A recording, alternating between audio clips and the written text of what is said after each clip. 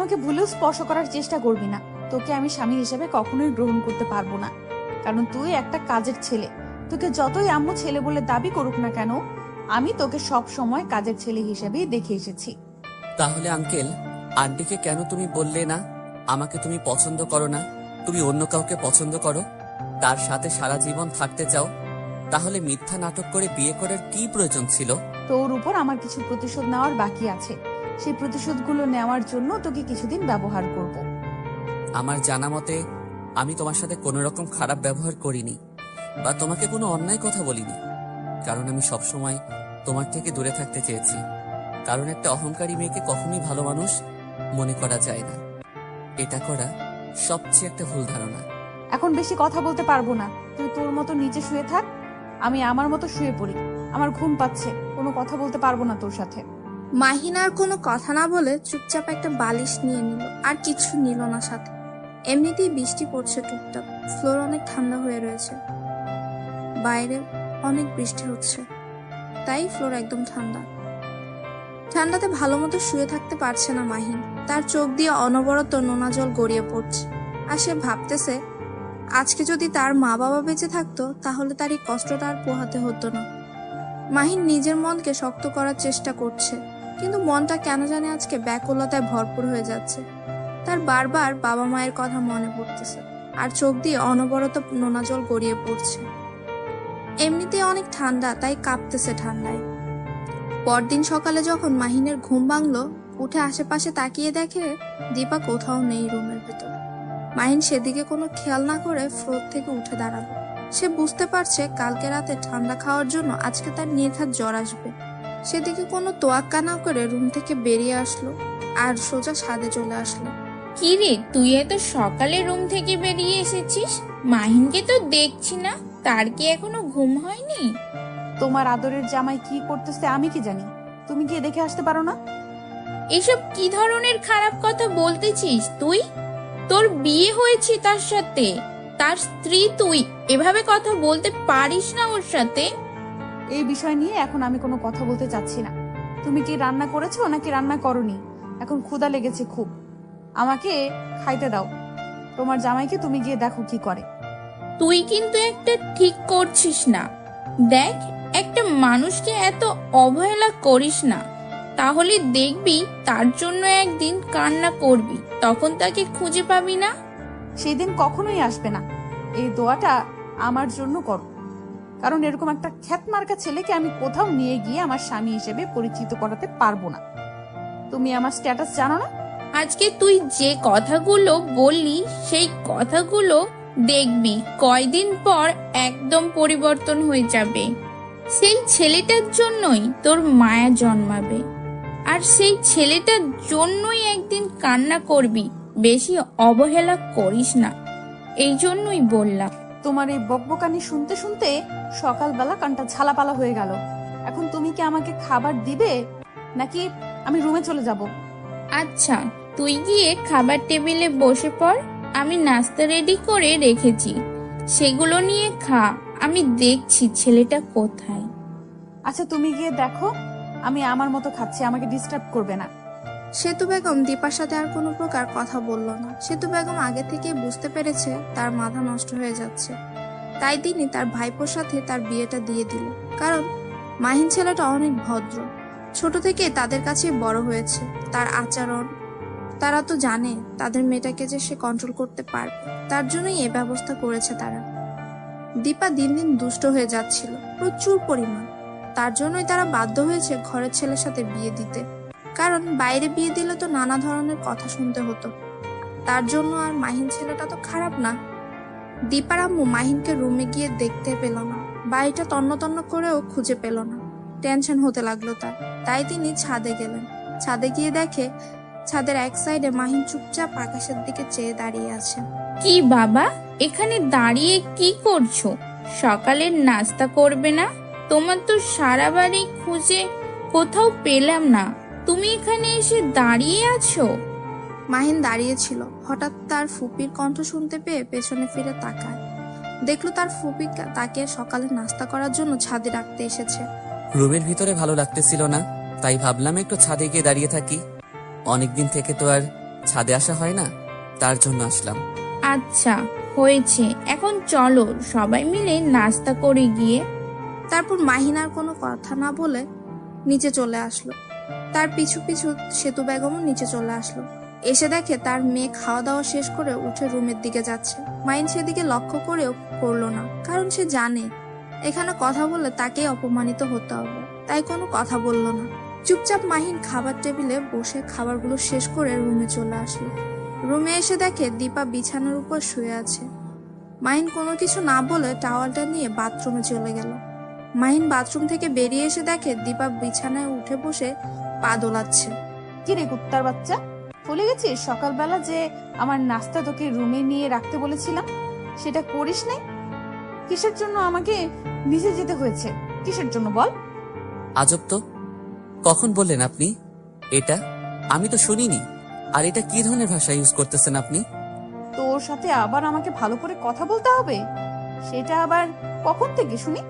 আমাদের বিয়ে হয়ে গিয়েছে, এখন আমাদের সম্পর্কের পরিবর্তন হবে, আর সবকিছুর একটা পরিবর্তন হয়। তোকে কালকে রাত্রে কি বলেছিলাম? তোকে তো আমি স্বামী হিসেবে মানি না, তাহলে তুই বিয়ে নামক এই মিথ্যা সম্পর্কটাকে কেন ধরে আছিস তুই বল? দেখেন, একটু নিজেকে সংযম করুন।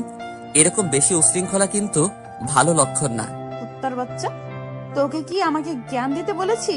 তুই যেটা করতে বলেছিস সেটাই কর। বেশি কথা বলিস কেন রে? লাফতে খাইতে চাস? মাহিন আর কোনো কিছু বলার ভাষা খুঁজে পেল না। কি বলবে? মাহিন ভালো করে বুঝতে পারছে আর কোনো কিছু বলেও তার লাভ নেই, তাকে অযথা গালি শুনতে হবে, এমনকি মায়েরও খেতে হতে পারে। তাই চুপ হয়ে গেল। দীপা যেটা করতে বলেছে সেটাই করে দিচ্ছে মাহিন। দীপা একবার বলছে পা টিপে দিতে, তো একবার বলছে পানি এনে দিতে, আর একবার বলতেছে মাথায় তেল দিয়ে দিতে। মাহিন একদম হজবরল মধ্যে পড়ে গিয়েছে। কি করবে কি করবে না বুঝতে পারছে না। নিজের কষ্টটা বুকের ভেতর চেপে রেখে তার কাজগুলো করে দিচ্ছে সে। অনেক হয়েছে, এখন যা গিয়ে আমার জন্য কফি বানিয়ে নিয়ে আয় 5 মিনিটের ভেতরে। মাহিন কোনো কথা না বলে চুপচাপ সেখান থেকে তাড়াতাড়ি বেরিয়ে আসলো, আর চোখ থেকে 2-1 ফোঁটা পানি গড়িয়ে পড়লো। কি করবে সে বোঝে না। তাড়াতাড়ি রান্নাঘরে গিয়ে কফি বানিয়ে নিয়ে আসলো। ওর হাতে দিয়ে চুপচাপ অন্যদিকে তাকিয়ে নিচে বসে পড়লো। তোকে এখানে কি আমি বসে থাকতে বলেছি? ঘরটা পরিষ্কার করবে কে শুনি? তাড়াতাড়ি ঘরটা পরিষ্কার কর, আর সুন্দর করে সবকিছু পরিষ্কার করবি, আর সুন্দর করে সাজিয়ে রাখবি। আমি কালকে রাতে অনেক ঠান্ডা খেয়েছি, তাই একটু শরীর খারাপ করছে। পরে করি, যখন একটু আরাম পাবো তখন করে দিব। কাজের ছেলেদের আবার কিসের আরাম? তোর কি বিশ্রাম নিতে হয়? তোকে তো কাজ করে খেতে হবে। কাজ কর, না করলে তোকে ভাত দেবে কে? এখানে এখানে কি বসে বসে খাইতে এসেছিস তুই? মাহিনের মুখ একদম চুপ হয়ে গেল। কি বলবে বুঝতে পারছে না। আজকে এতিম বলে তাকে কত কথা শুনতে হচ্ছে, তাও আবার বিয়ে করা বউয়ের মুখ থেকে। ভাগ্যে লেখা ছিল তাকে? এটাই কি ভাগ্যে লেখা ছিল তার? কে জানে। মাহিন আস্তে আস্তে সবকিছু পরিষ্কার করতে লাগলো। মাহিনের গা প্রচুর গরম হয়ে যাচ্ছে, কালকে রাতে ঠান্ডা খেয়েছে তাই হয়তো। একসময় পরিষ্কার করতে করতে হাঁপিয়ে গিয়ে ফ্লোরে বসে পড়লো মাহিন। কিরে, সকালের কি খাওয়া দাওয়া কম করে খেয়েছিস নাকি এত তাড়াতাড়ি হাঁপিয়ে গেলি? একটা রুম ভালো মতো পরিষ্কার করতে পারিস না? বললাম তো, কালকে রাত্রে ঠান্ডা লাগার ফলে আজকে আমার মনে হয় জ্বর আসবে, তার জন্য কোনো কিছু ঠিক মতো করতে পারতেছি না। আর বাহানা দেখাতে হবে না, তুই আমার চোখের সামনে থেকে সরে যা, না হলে কিন্তু পিটানি খাবি। আমার কি দোষ ছিল? কালকে আপনি আমাকে রাত্রে ফ্লোরে শুয়ে থাকতে বলেছিলেন, যার ফলে ঠান্ডা খেয়েছি। এখন শরীরে তাপমাত্রা বেড়ে যাচ্ছে, জ্বর আসবে। হয়েছে, আর আমাকে দোষারোপ করতে হবে না। এখন তুই যা, গিয়ে কোথাও পড়ে থাক, আমার চোখের সামনে থেকে চলে যা। মাহিন চুপচাপ রুম থেকে বেরিয়ে পড়লো। তার জীবনে এরকম খারাপ দিন আসবে সে কখনো কল্পনাও করতে পারেনি। বিয়ের আগে তো ভালোই ছিল, কারণ বিয়ের আগে মাহিন কখনোই দীপার সামনে যেত না, এরকম কথা বলার জন্যই সবসময় দূরে থাকতো তার থেকে। এখন তো বিয়ে হয়ে গেছে, তাও আবার নতুন। এখন তো তাকে রেখে বাইরে গেলে আন্টি আবার কষ্ট পাবে। মাহিন কি করবে না করবে একদমই দুশ্চিন্তায় পড়ে যাচ্ছে। নিজের মনকে বারবার সান্ত্বনা দেওয়ার চেষ্টা করছে, কিন্তু নিজের মনটা অশান্ত হয়ে যাচ্ছে বারবারই। একটা মানুষের জন্য 2টা মানুষকে সে কষ্ট তো দিতে পারে না, তাই সে কোথাও যেতেও পারছে না। আর আঙ্কেল আন্টির জন্য শত কষ্ট বুকের ভেতর চেপে রেখে মাহিন রুমে প্রবেশ করে। ঘরের এক কোনায় গিয়ে বসে পড়ল। দীপা দেখেও না দেখার ভান করে ফোন টিপতেছে। যদি আপনাদের কাছে ভালো লাগে তাহলে পরবর্তী পর্ব দিব। মাহিনের গত রাতে ঠান্ডা লাগার ফলে এখন প্রচুর জ্বর এসেছে। ঘরে এক কোণায় বসে কাঁপছে সীমাহীন, কিন্তু দীপার সেদিকে কোনো খেয়ালই নেই। দীপা তার ইচ্ছে মতো ফোন টিপছে, এদিক সেদিক সে কোনো দিকেই তাকাচ্ছে না, ফোনে চ্যাটিং নিয়েই সে ব্যস্ত। কিন্তু এদিকে যে তার স্বামীর জ্বরে কাঁপছে সেদিকে তার কোনো খেয়ালই নেই। মাহিন নিজেকে যথেষ্ট সংযমে রাখার চেষ্টা করছে, নিজেকে কন্ট্রোল করতে চেষ্টা করতেছে, কিন্তু জ্বরের তাপমাত্রা এতই বেড়ে গিয়েছে যে সে নিজেকে কন্ট্রোল করতে না পেরে ফ্লোরে পড়ে গেল। মাহিন ফ্লোরে পড়ে যাওয়ার ফলে শব্দ হলো। তখন দীপা তাকিয়ে দেখে যে মাহিন নিচে ছটফট করতেছে। তখন দীপা ফোনটা রেখে উঠে মাহিনের কাছে চলে আসবে। কিরে, এখানে নাটক করতেছিস কিসের জন্য? তোকে না বলছি বাইরে যা, বাইরে গিয়ে যত নাটক আছে করতে থাক। আমার রুমে এত নাটক ভালো লাগে না বলে দিলাম। মাহিন জ্বরের জন্য কোনো কথা বলতে পারছে না। তার এখন সবকিছু কেমন যেন বিরক্ত লাগতেছে। চুপচাপ সেখানে শুয়ে কাঁপতেছে মাহিন। কিরে, কথা কানে যায় না? বলছি না রুম থেকে বের হয়ে যা। এখানে শুয়ে আছিস কিসের জন্য? বলছি না রুম থেকে বের হয় এক্ষুনি। দীপার কথা শুনে মাহিন ওঠার চেষ্টা করছে, কিন্তু সে উঠতে পারছে না, বারবারই পড়ে যাচ্ছে। এটা দেখে দীপা ভাবতেছে মাহিন হয়তো নাটক করছে তার সাথে, তার মন গলানোর জন্য। কিন্তু মাহিন তো নাটক করছে না, তার তো সত্যিই অবস্থা খুবই করুণ। কিন্তু দীপা ভাবছে সে নাটক করছে। দীপার অহংকার, তার মনে হচ্ছে যে সে অসুস্থতার নাটক করছে। যখন মাহিন বারবার চেষ্টা করে উঠতে পারছে না, তখন মাহিনের আবার সেখানে শুয়ে পড়ল আর চোখ দিয়ে পানি ছেড়ে দিল। আজকে মাহিনের খুব মনে পড়ে যাচ্ছে তার মা বাবার কথা। যদি আজকে তার আব্বু আম্মু বেঁচে থাকতো তাহলে তার এই করুণ অবস্থায় তার আম্মু কখনোই বসে থাকতে পারতো না, এখানে এসে তার সেবা করত। এখানে এতদিন থেকে সে আছে, কিন্তু কখনো তার আঙ্কেল আন্টি তাকে মা বাবার অভাব বুঝতে দেয়নি। কিন্তু আজকে বিয়ে হওয়ার পর সে হাড়ে হাড়ে বুঝতে পারছে মা বাবা মর্ম। দুই সাইডের কোমরে দুই হাত দিয়ে দাঁড়িয়ে আছে মাহিনের দিকে চোখ রাঙিয়ে। প্লিজ আমাকে মাফ করে দাও, আমি উঠতে পারতেছি না, অনেক চেষ্টা করতেছি, কিন্তু জ্বরের তাপমাত্রা অনেক বেশি, আমাকে যদি একটু পানি এনে দিতেন। কতবার বলবো তুই আমার সঙ্গে নাটক করবি না? তারপরও এভাবে নাটক করিস কিসের জন্য? বাইরে গিয়ে পানি খা যা। এবার কথা শুনে মাহিনের আর কোনো কথা বলার ভাষা নেই। কি বলবে তাকে? সে দেখতে পাচ্ছে যে একটা মানুষ রোগে আক্রান্ত হয়ে কান্না করতেছে, তাকে একটু সাহায্য করার বদলে এমন তিরস্কার করছে। মেয়েটা যদি অন্য বা অপরিচিত কেউ হতো তাহলে হয়তো কষ্টটা লাগতো না। আসলে প্রিয় মানুষগুলোর কষ্টগুলো তীরের মতো আঘাত করে বুকের ভেতর। আহিন কখনো কল্পনা করতে পারেনি যে তার এই অবস্থা হবে। সামান্য একটু জ্বর হয়েছে আর তার সেবা করার মানুষ খুঁজে পাচ্ছে না সে। হয়তো তার আন্টি শুনলে ছুটে আসবে তার সেবা করার জন্য, তিনি তো জানে না। আর তার নিজের বই তাকে অবহেলা করছে, এটা তো মানুষের কাজ হতে পারে না, তাই না? আচ্ছা, তাহলে আপনি একটু কাজ করুন, আমাকে একটু লাঠি বা ধরার মতো কিছু এনে দেন, আমি আমার রুমে চলে যাচ্ছি। তোকে বলেছি না কানের কাছে প্যান প্যান করবি না? এরকম ভ্যান ভ্যান করতেছিস কিসের জন্য শুনি? আপনি কি মানুষ না? আমার জন্য কি একটু মায়া হয় না আপনার? আপনি এভাবে কথা বলছেন কিসের জন্য? আজকে অসুস্থ বলে আপনি আমাকে জ্বালাচ্ছেন, তাড়িয়ে দিচ্ছেন। আপনি কি কখনো অসুস্থ হবেন না? যখন অসুস্থ হব তখন দেখা যাবে। এখন কানের কাছে ভ্যান ভ্যান না করে এখান থেকে চলে যা। আর তোর রুমে গিয়ে কি করিস কর, তুই আমাকে ডিস্টার্ব করবি না। মাহিন আর কোনো কথা বলল না, চুপচাপ উঠে দাঁড়ানোর চেষ্টা করছে। দেয়াল ধরে উঠে দাঁড়াচ্ছে কোনো মতে। উঠে দেয়াল ধরে সে নিজের রুমে চলে আসলো, এসে বিছানায় শুয়ে পড়ল। আর কোনো কিছু মনে নেই তার, কখন যে ঘুমিয়ে পড়েছে নিজেও জানে না। যখন ঘুম ভাঙলো তখন দেখে তার আন্টি তার পাশে বসে তার সেবা করছে। মাহিন অবাক হয়ে তার দিকে তাকিয়ে রইল। তুমি যে অসুস্থ হয়ে পড়েছো সেটা কি আমাকে জানানো উচিত না তোমার? আমি কি তোমাকে ফেলে দিয়েছি নাকি? আমার মেয়ে না হয় একটু খারাপ, তার জন্য তুমি আমাকেও কথাটা জানাবে না? আন্টি, আমি তো ঠিক আছি, আমার কোনো কিছু হয়নি। দেখেন আমি একদম সুস্থ আছি, আমার তো কিছু হয়নি। তাহলে আপনাকে কিসের জন্য জানাবো? যদি অসুস্থ হইতাম তাহলে জানতাম। হায় রে মানুষ, আর কত তুমি নিজেকে লুকিয়ে রাখবে? আজ 2 দিন ধরে তুমি অসুস্থ, 2 দিন ধরে তোমার কোনো খোঁজ খবর পাওয়া যাচ্ছে না, আর তুমি বলতেছো তুমি ঠিক আছো, তাই না? 2 দিন পর তুমি আজকে এই পৃথিবীর আলো দেখতে পেলে, আর তুমি বলতেছো তুমি ঠিক আছো? মাহিন তার আন্টির মুখ থেকে কথাটা শুনে অবাক দৃষ্টিতে তার আন্টির দিকে তাকিয়ে রইল। 2 দিন ধরে সে অজ্ঞান হয়ে পড়েছিল, আর একবারের জন্য সে মেয়েটা তাকে দেখতে আসেনি, নাকি এসেছিল সেও জানে না। আপনাকে অনেক কষ্ট দিয়ে ফেলেছি তাই না এই 2 দিনে? কি আবোল তাবোল বলছো?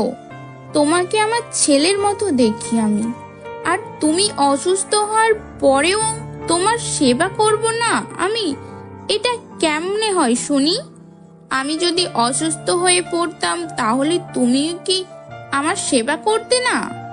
আপনাকে দেখে মনে হচ্ছে আপনি অনেক ক্লান্ত। এখন গিয়ে বিশ্রাম করুন। আমি একদম পুরোপুরি সুস্থ আছি, আমার আর কোনো সমস্যা হবে না। আপনি গিয়ে কিছুক্ষণ বিশ্রাম করে নেন। আচ্ছা, আমি এখন চলে যাচ্ছি, কিন্তু একটা কথা মাথায় রাখবে, তোমার যদি কোনো কিছুর প্রয়োজন পড়ে বা তুমি যদি অসুস্থ হয়ে যাও, আর এভাবে লুকিয়ে রাখবে না, বলে দিলাম। যদি তোমার কিছু একটা হয়ে যেত তাহলে আমরা কি নিয়ে বেঁচে থাকতাম বলো? আমি আর কখনো এরকম ভুল করব না। এখন থেকে সঙ্গে সঙ্গে সবকিছু আপনাকে জানিয়ে দিব। প্লিজ আমাকে মাফ করে দিবেন, আমি সত্যি অনুতপ্ত। আচ্ছা, তাহলে আমি আমার রুমে যাচ্ছি। তোমার যদি কোনো কিছু লাগে সঙ্গে সঙ্গে আমাকে জানাবে। তুমি এখন একটু গোসল করে ফ্রেশ হয়ে নাও, তাহলে আরো ভালো লাগবে তোমার। কথাটা বলে সেতু বেগম সেখান থেকে চলে গেল। আর মাহিন মনে মনে ভাবতে লাগলো যে 2 দিন থেকে সে অজ্ঞান হয়ে আছে, আর 2 দিন পরে তার আজকে জ্ঞান ফিরল। সে তো পরপারে চলে যেতে পারতো। এই পৃথিবীতে বেঁচে থেকে এত যন্ত্রণা আর সহ্য হয় না তার। মাহিন মনে মনে কথাগুলো ভাবতে ভাবতে বাথরুমে গিয়ে গোসল করে নিল। একটু ফ্রেশ হয়ে রুম থেকে বেরিয়ে আসলো। এসে দেখে দীপা সামনে হেঁটে বেড়াচ্ছে। তাকে দেখে মনে হচ্ছে কোনো কিছু নিয়ে দুশ্চিন্তা করছে সে। হয়তো তার পার্সোনাল লাইফে কোনো সমস্যা হয়েছে তার জন্য।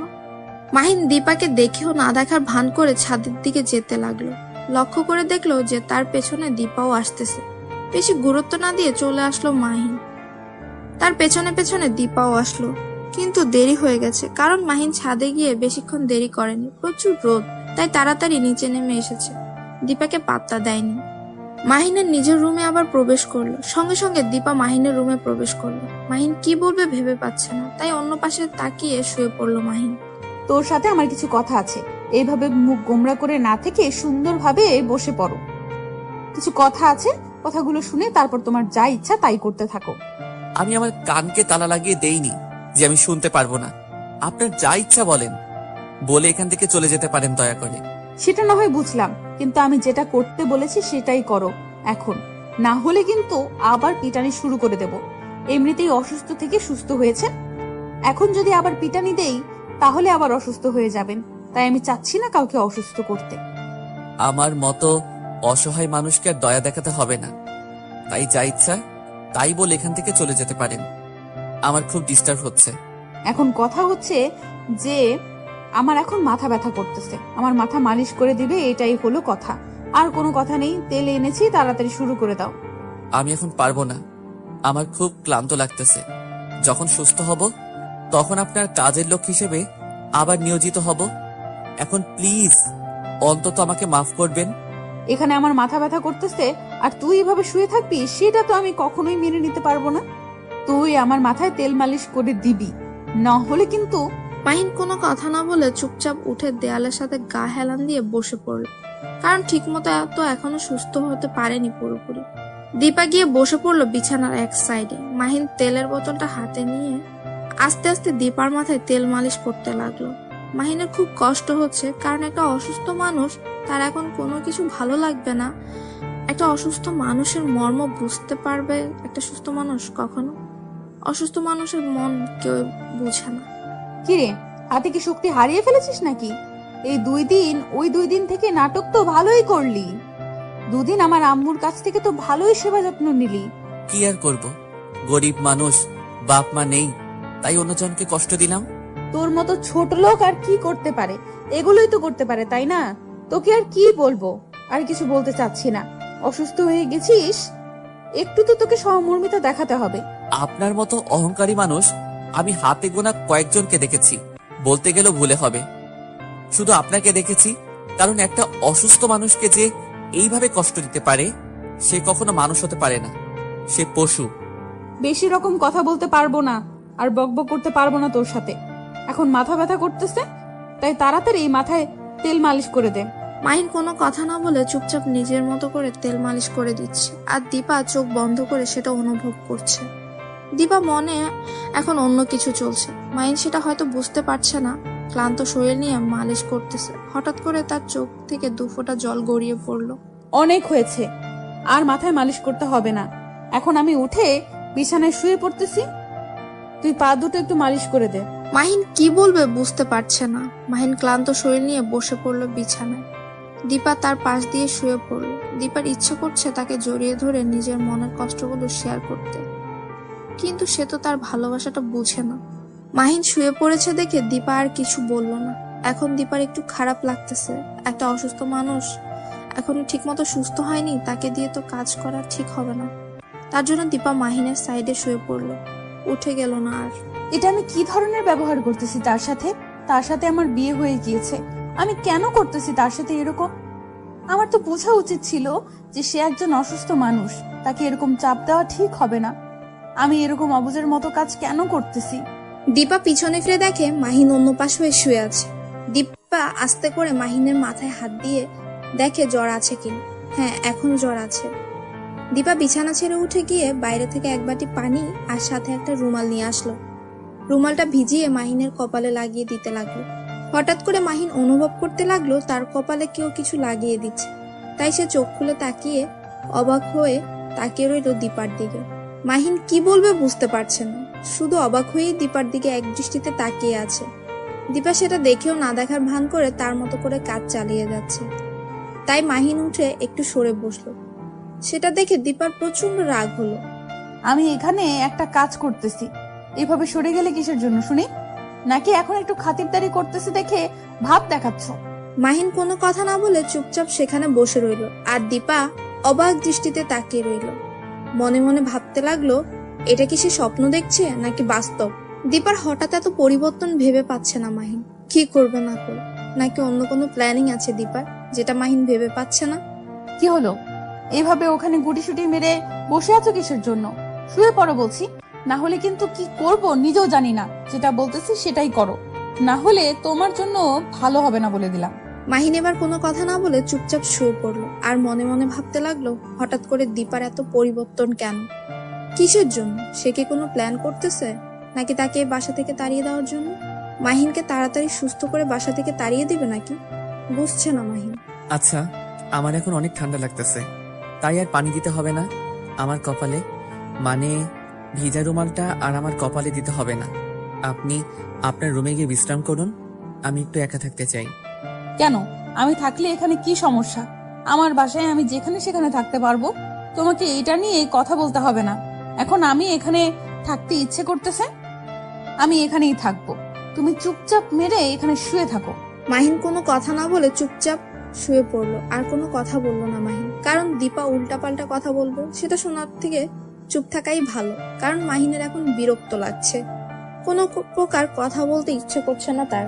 তাই চোখ বন্ধ করে চুপচাপ শুয়ে পড়লো। আর এদিকে দীপা মাহিনের এরকম চুপচাপ স্বভাব দেখে নিজে একটা মুচকি হাসি দিয়ে মাহিনের বুকে শুয়ে পড়লো। মাহিন উঠে পড়লো। আমি এখানে শুয়ে পড়েছি, তোমার ওঠার সাহস হলো কিভাবে আমাকে ডিস্টার্ব করার? আমার খুব বিরক্ত লাগতেছে, এখন শুয়ে পড়ো।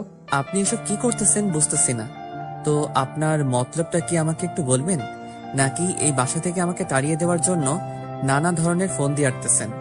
আমাকে বললে আমি চলে যাব, কিন্তু আমাকে কোনো প্রকার কলঙ্ক দেবেন না প্লিজ। এখন কোনো কথা শুনতে চাচ্ছি না, তুমি এখন শুয়ে পড়বে আর আমি তোমার বুকে মাথা রাখবো।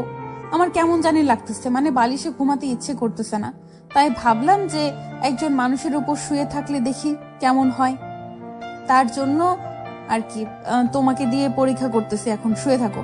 মাহিন কোনোভাবেই দীপার এই পরিবর্তন মেনে নিতে পারছে না। মাহিন শুধু ভাবছে, হঠাৎ করে কি হয়ে গেল যে এত পরিবর্তন হলো, কিভাবে? মাহিনের মনে সন্দেহ শুধু উকিয়ে দিচ্ছে। মাহিন কি করবে না করবে বুঝতে পারছে না, শুধু চুপচাপ শুয়ে পড়লো। এখন যদি মাহিন শুয়ে না পড়ে, তাহলে দীপা নানা ধরনের প্রশ্ন শুরু করবে, নানা ধরনের কথা বলবে, আর তখন মাহিনের মাথা ব্যথা আরো বেড়ে যাবে। তাই মাহিন চুপচাপ শুয়ে পড়লো। আর দীপা মাহিনের বুকের উপর মাথা দিয়ে শুয়ে পড়লো। মাহিন শুধু টেনশন করছে দীপা নতুন প্ল্যানিং করে তাকে কোনো কষ্ট দিবে না তো। দীপা মাহিনের বুকের উপর শুয়ে পড়ে একদম স্থির থাকছে না, বরং মাহিনের একবার হাত নাড়াচাড়া করছে তো একবার মাহিনের চুল ধরে টানছে। মাহিনের বিরক্ত লাগছে খুব, কিন্তু কিছু বলতেও পারছে না, কারণ সে যে অসহায় আজকে। আপনাকে আমি কিছু কথা বলতে চাই, আপনি প্লিজ মন খারাপ করবেন না, কারণ কথাগুলো বলা খুব জরুরি। এখানে মন খারাপ করার কি আছে বলো, সমস্যা নাই। আমি শুনতে চাই তোমার যত কথা আছে, আজকে আমি শুনবো। তোমার যত মনের ভিতর কথা আছে তুমি বলতে থাকো, আমি শুনতেছি। তোমার হঠাৎ করে এতটা পরিবর্তন আমি কেন জানি মেনে নিতে পারতেছি না। আমার মনে হচ্ছে তুমি নিশ্চয়ই কোনো প্ল্যানিং করতেছো আমাকে এখান থেকে তাড়িয়ে দেওয়ার জন্য। সত্যি করে বলো না প্লিজ, আসলে তোমার এতটা পরিবর্তন হওয়ার কারণ কি? কারণটা আমি নিজেও জানি না। একবার ভেবে দেখলাম যে যেহেতু বিয়ে করেছি আর আমি মেয়ে মানুষ হিসেবে তো একটু নিজেকে কন্ট্রোল করে রাখতে হবে। এত উচ্ছৃঙ্খল হলে আসলে ভবিষ্যৎ খারাপ হবে। আর আমরা তো মুসলিম মানুষ, আমাদের একটা বিবাহ যেহেতু হয়ে গেছে, স্বামীকে কষ্ট দেওয়া তো ঠিক না। আমি এতটাও খারাপ না তুমি যতটা ভাবো, কিন্তু আমি ততটাও খারাপ যতটা তুমি ভাবো না। তোমার কথার আমি কিছু বুঝলাম না। আসলে তুমি কি বোঝাতে চাচ্ছ আমাকে? আর তুমি কেন আমার সাথে এত ভালো ব্যবহার করতেছো? নিশ্চয়ই তার একটা কারণ আছে, তাই না? সেটা ঠিক বলেছো, কারণ ছাড়া কেউ পরিবর্তন হয় না। আমারও কিছু কারণ আছে, তার জন্য আমি পরিবর্তন হয়েছি। আস্তে আস্তে সবকিছু জানতে পারবে। এখন এত প্রেসার দিও না, আমার ঘুম পাচ্ছে, আমাকে ঘুমাতে দাও। মাহিন একদম চুপ হয়ে গেল। সে বুঝতে পারছে না কি করবে। দীপাকে নিজের বুক থেকে সরাতেও পারছে না আর রাখতেও পারছে না। তার কেমন যেন অস্থির লাগছে। এই বিষয়টা হঠাৎ করে এত পরিবর্তন কেন, কেমন যেন লাগছে মাহিনের মনের ভেতরে, কেমন যেন করছে। কি করবে না করবে সে বুঝে উঠতে পারছে না। আচ্ছা চলো, এখন আমরা ছাদে যাব, আর রুমের ভেতর থাকতে ইচ্ছে করতেছে না। তুমি এখন আমার সাথে যাবে। দীপার এমন কথা শুনে হঠাৎ মাহিন চমকে উঠল। কি করবে বা কি বলবে বুঝতে পারছে না। হঠাৎ করে এরকম বাহানা করার কি আছে? ছাদে গিয়ে কি ধাক্কা মেরে ফেলে দেওয়ার চিন্তা ভাবনা করছে নাকি? মাহিন দীপার সাথে যেতে চাচ্ছে না, কিন্তু দীপা মাহিনকে টানতে টানতে ছাদে নিয়ে গেল। মাহিন দীপার কাছে হার মেনে নিল। অসুস্থ তার শরীর, বিন্দুমাত্র শক্তি নেই তার শরীরে। তারপরও দীপা মাহিনকে টানতে টানতে একদম ছাদে নিয়ে গিয়ে দাঁড় করালো। ছাদের এক সাইডে মাহিনকে দাঁড় করিয়ে তার মুখোমুখি দীপা দাঁড়িয়ে পড়লো। আমার খুব খারাপ লাগতেছে, আমি দাঁড়িয়ে থাকতে পারতেছি না। আমি নিচে যাব। আর আপনার কি কথা আছে তাড়াতাড়ি বলুন। আমার এখানে কোনো কথা নেই। তোমাকে খুব ক্লান্ত লাগতেছে, তাই ছাদে একটু হাঁটাহাঁটি করার জন্য নিয়ে আসলাম। তুমি এখানে বসে পড়লে কিসের জন্য? আমার সাথে হাঁটবে এখন তুমি।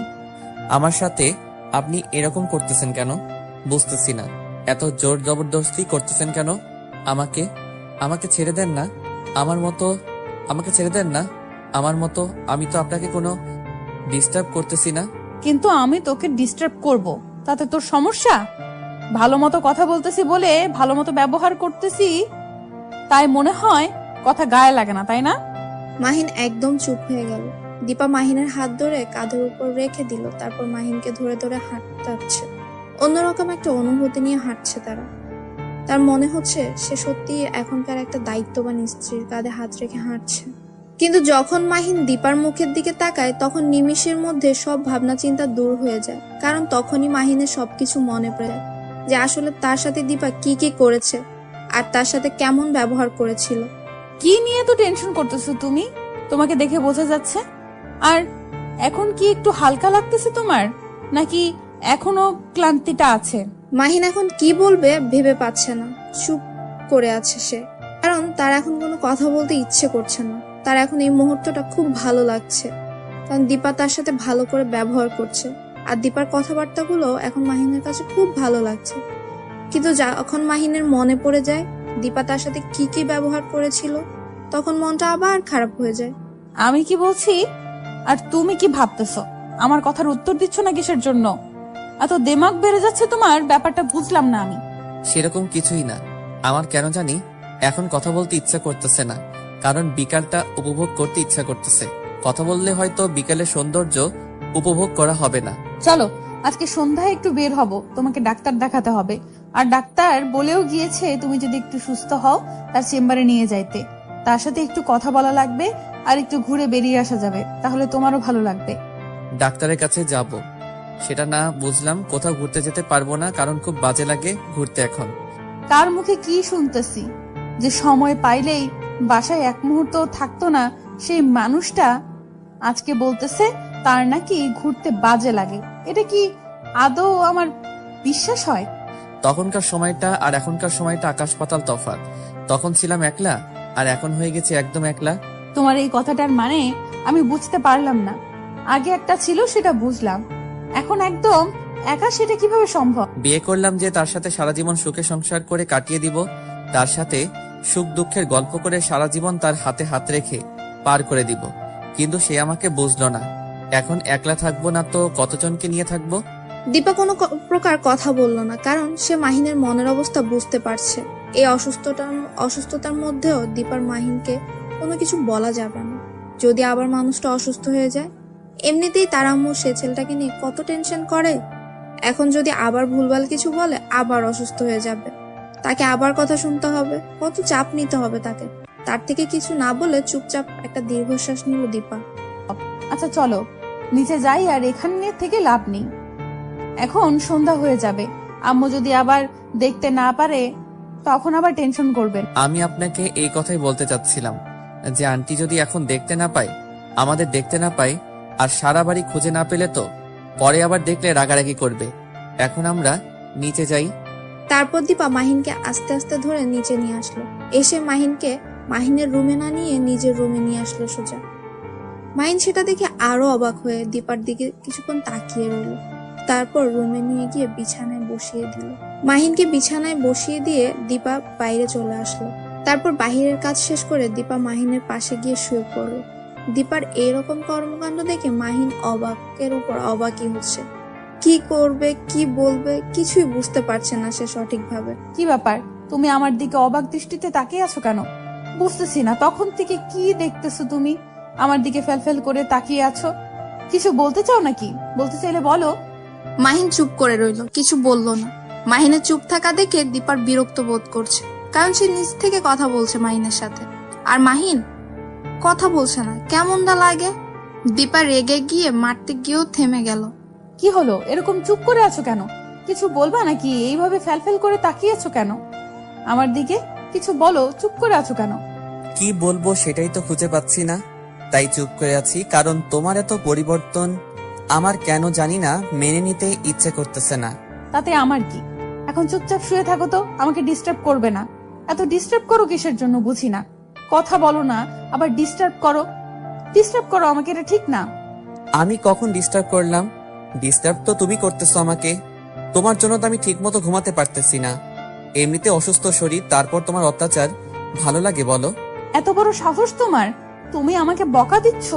তোমাকে আমি দেখো কি করি। কথাটা বলে দীপা মাহিনের উপর শুয়ে পড়ল, পুরো শরীর মাহিনের শরীরের উপর। মাহিন কি বলবে বুঝতেছে না, কারণ তার একটু অন্যরকম ফিল কাজ করছে।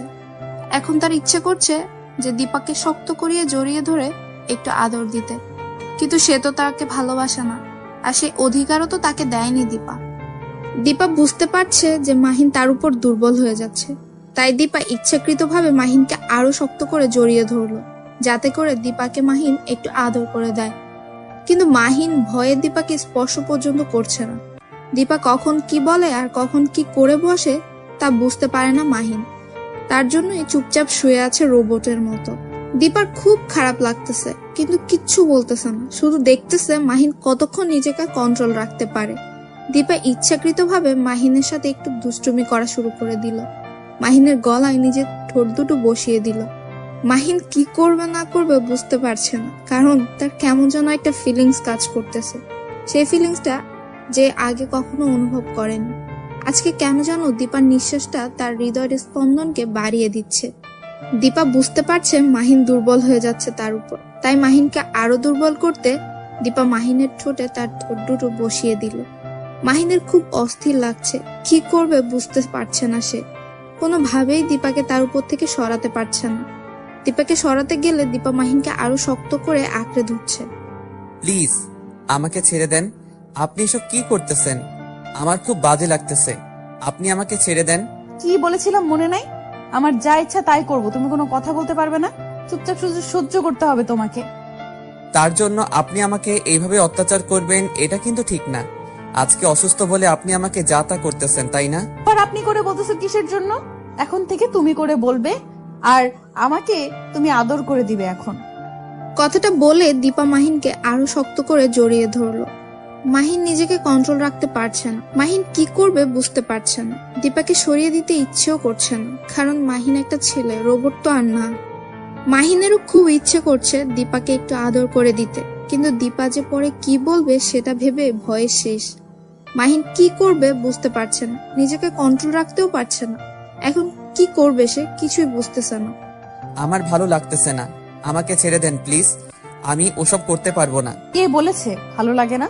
আমার যেটা ভালো লাগে আমি সেটা করব। সেটা তো তোমাকে আগেই বলে রাখছি। এখানে বাহানা করার কি আছে? আমি তো ছেড়ে দিচ্ছি না এখন।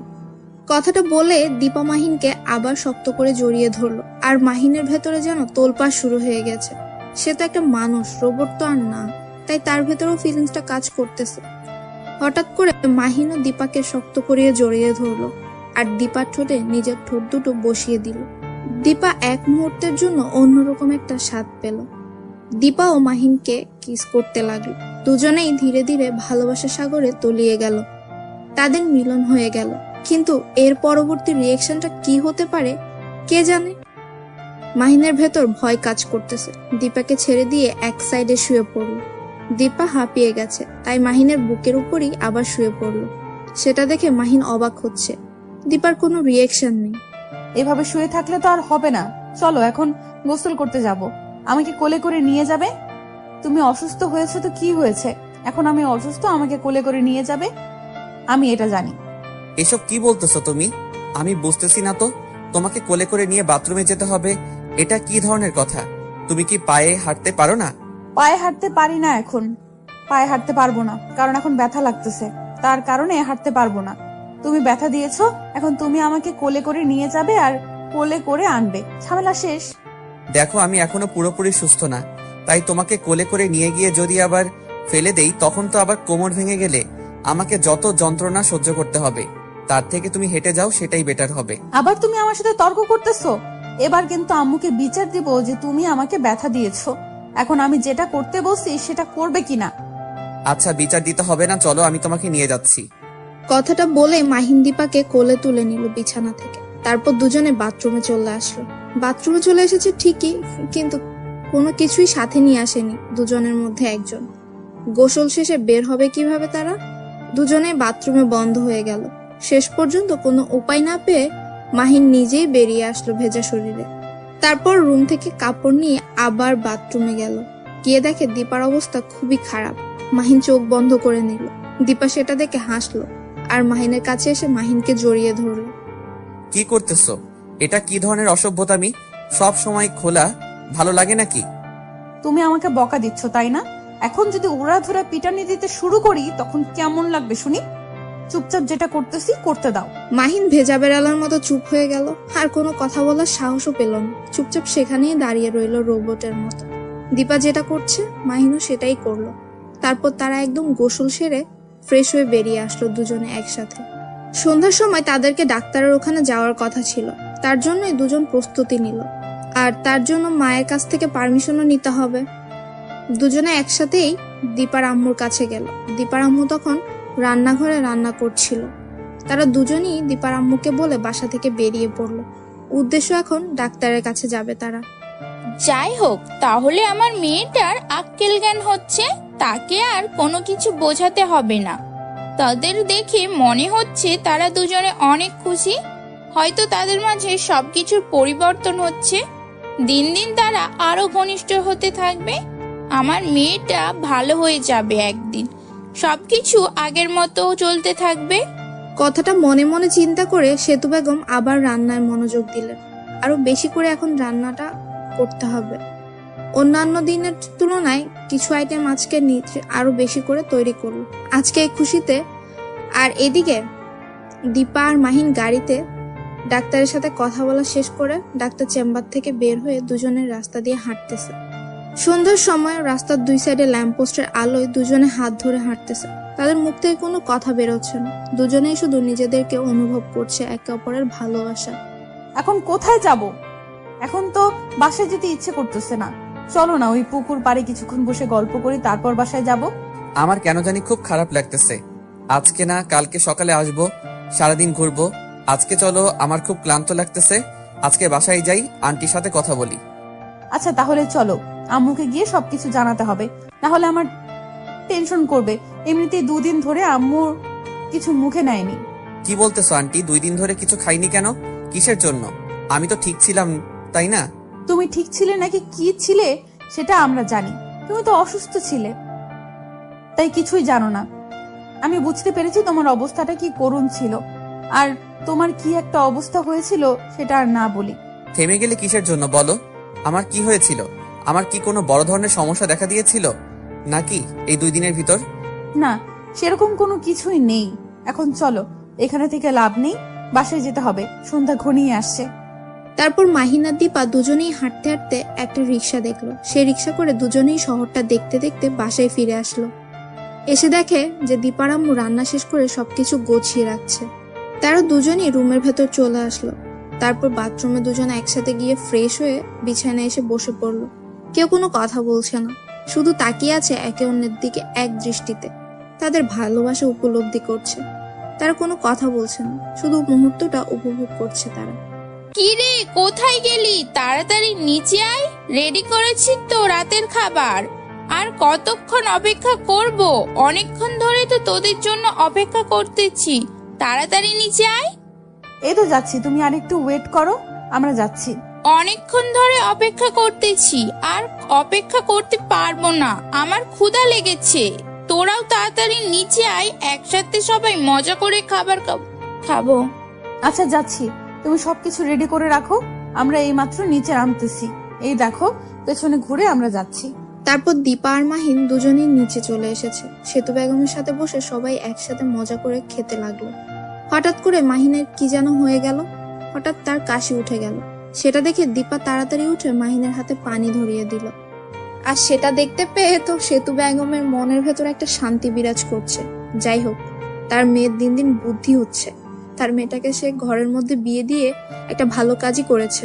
আর এদিকে দীপা মাহিনের মাথায় হাত বুলিয়ে দিচ্ছে, কারণ মাহিনের যেন হঠাৎ কাশ উঠেছে, সেটা থামছেই না। দীপা নিজ হাতে মাহিনকে পানি খাওয়াচ্ছে, আর সেটা দেখে মাহিন নিজেই অবাক হচ্ছে। হঠাৎ করে দীপা যেটা করে বসলো সেটা একদমই ভাবনা চিন্তার বাহিরে।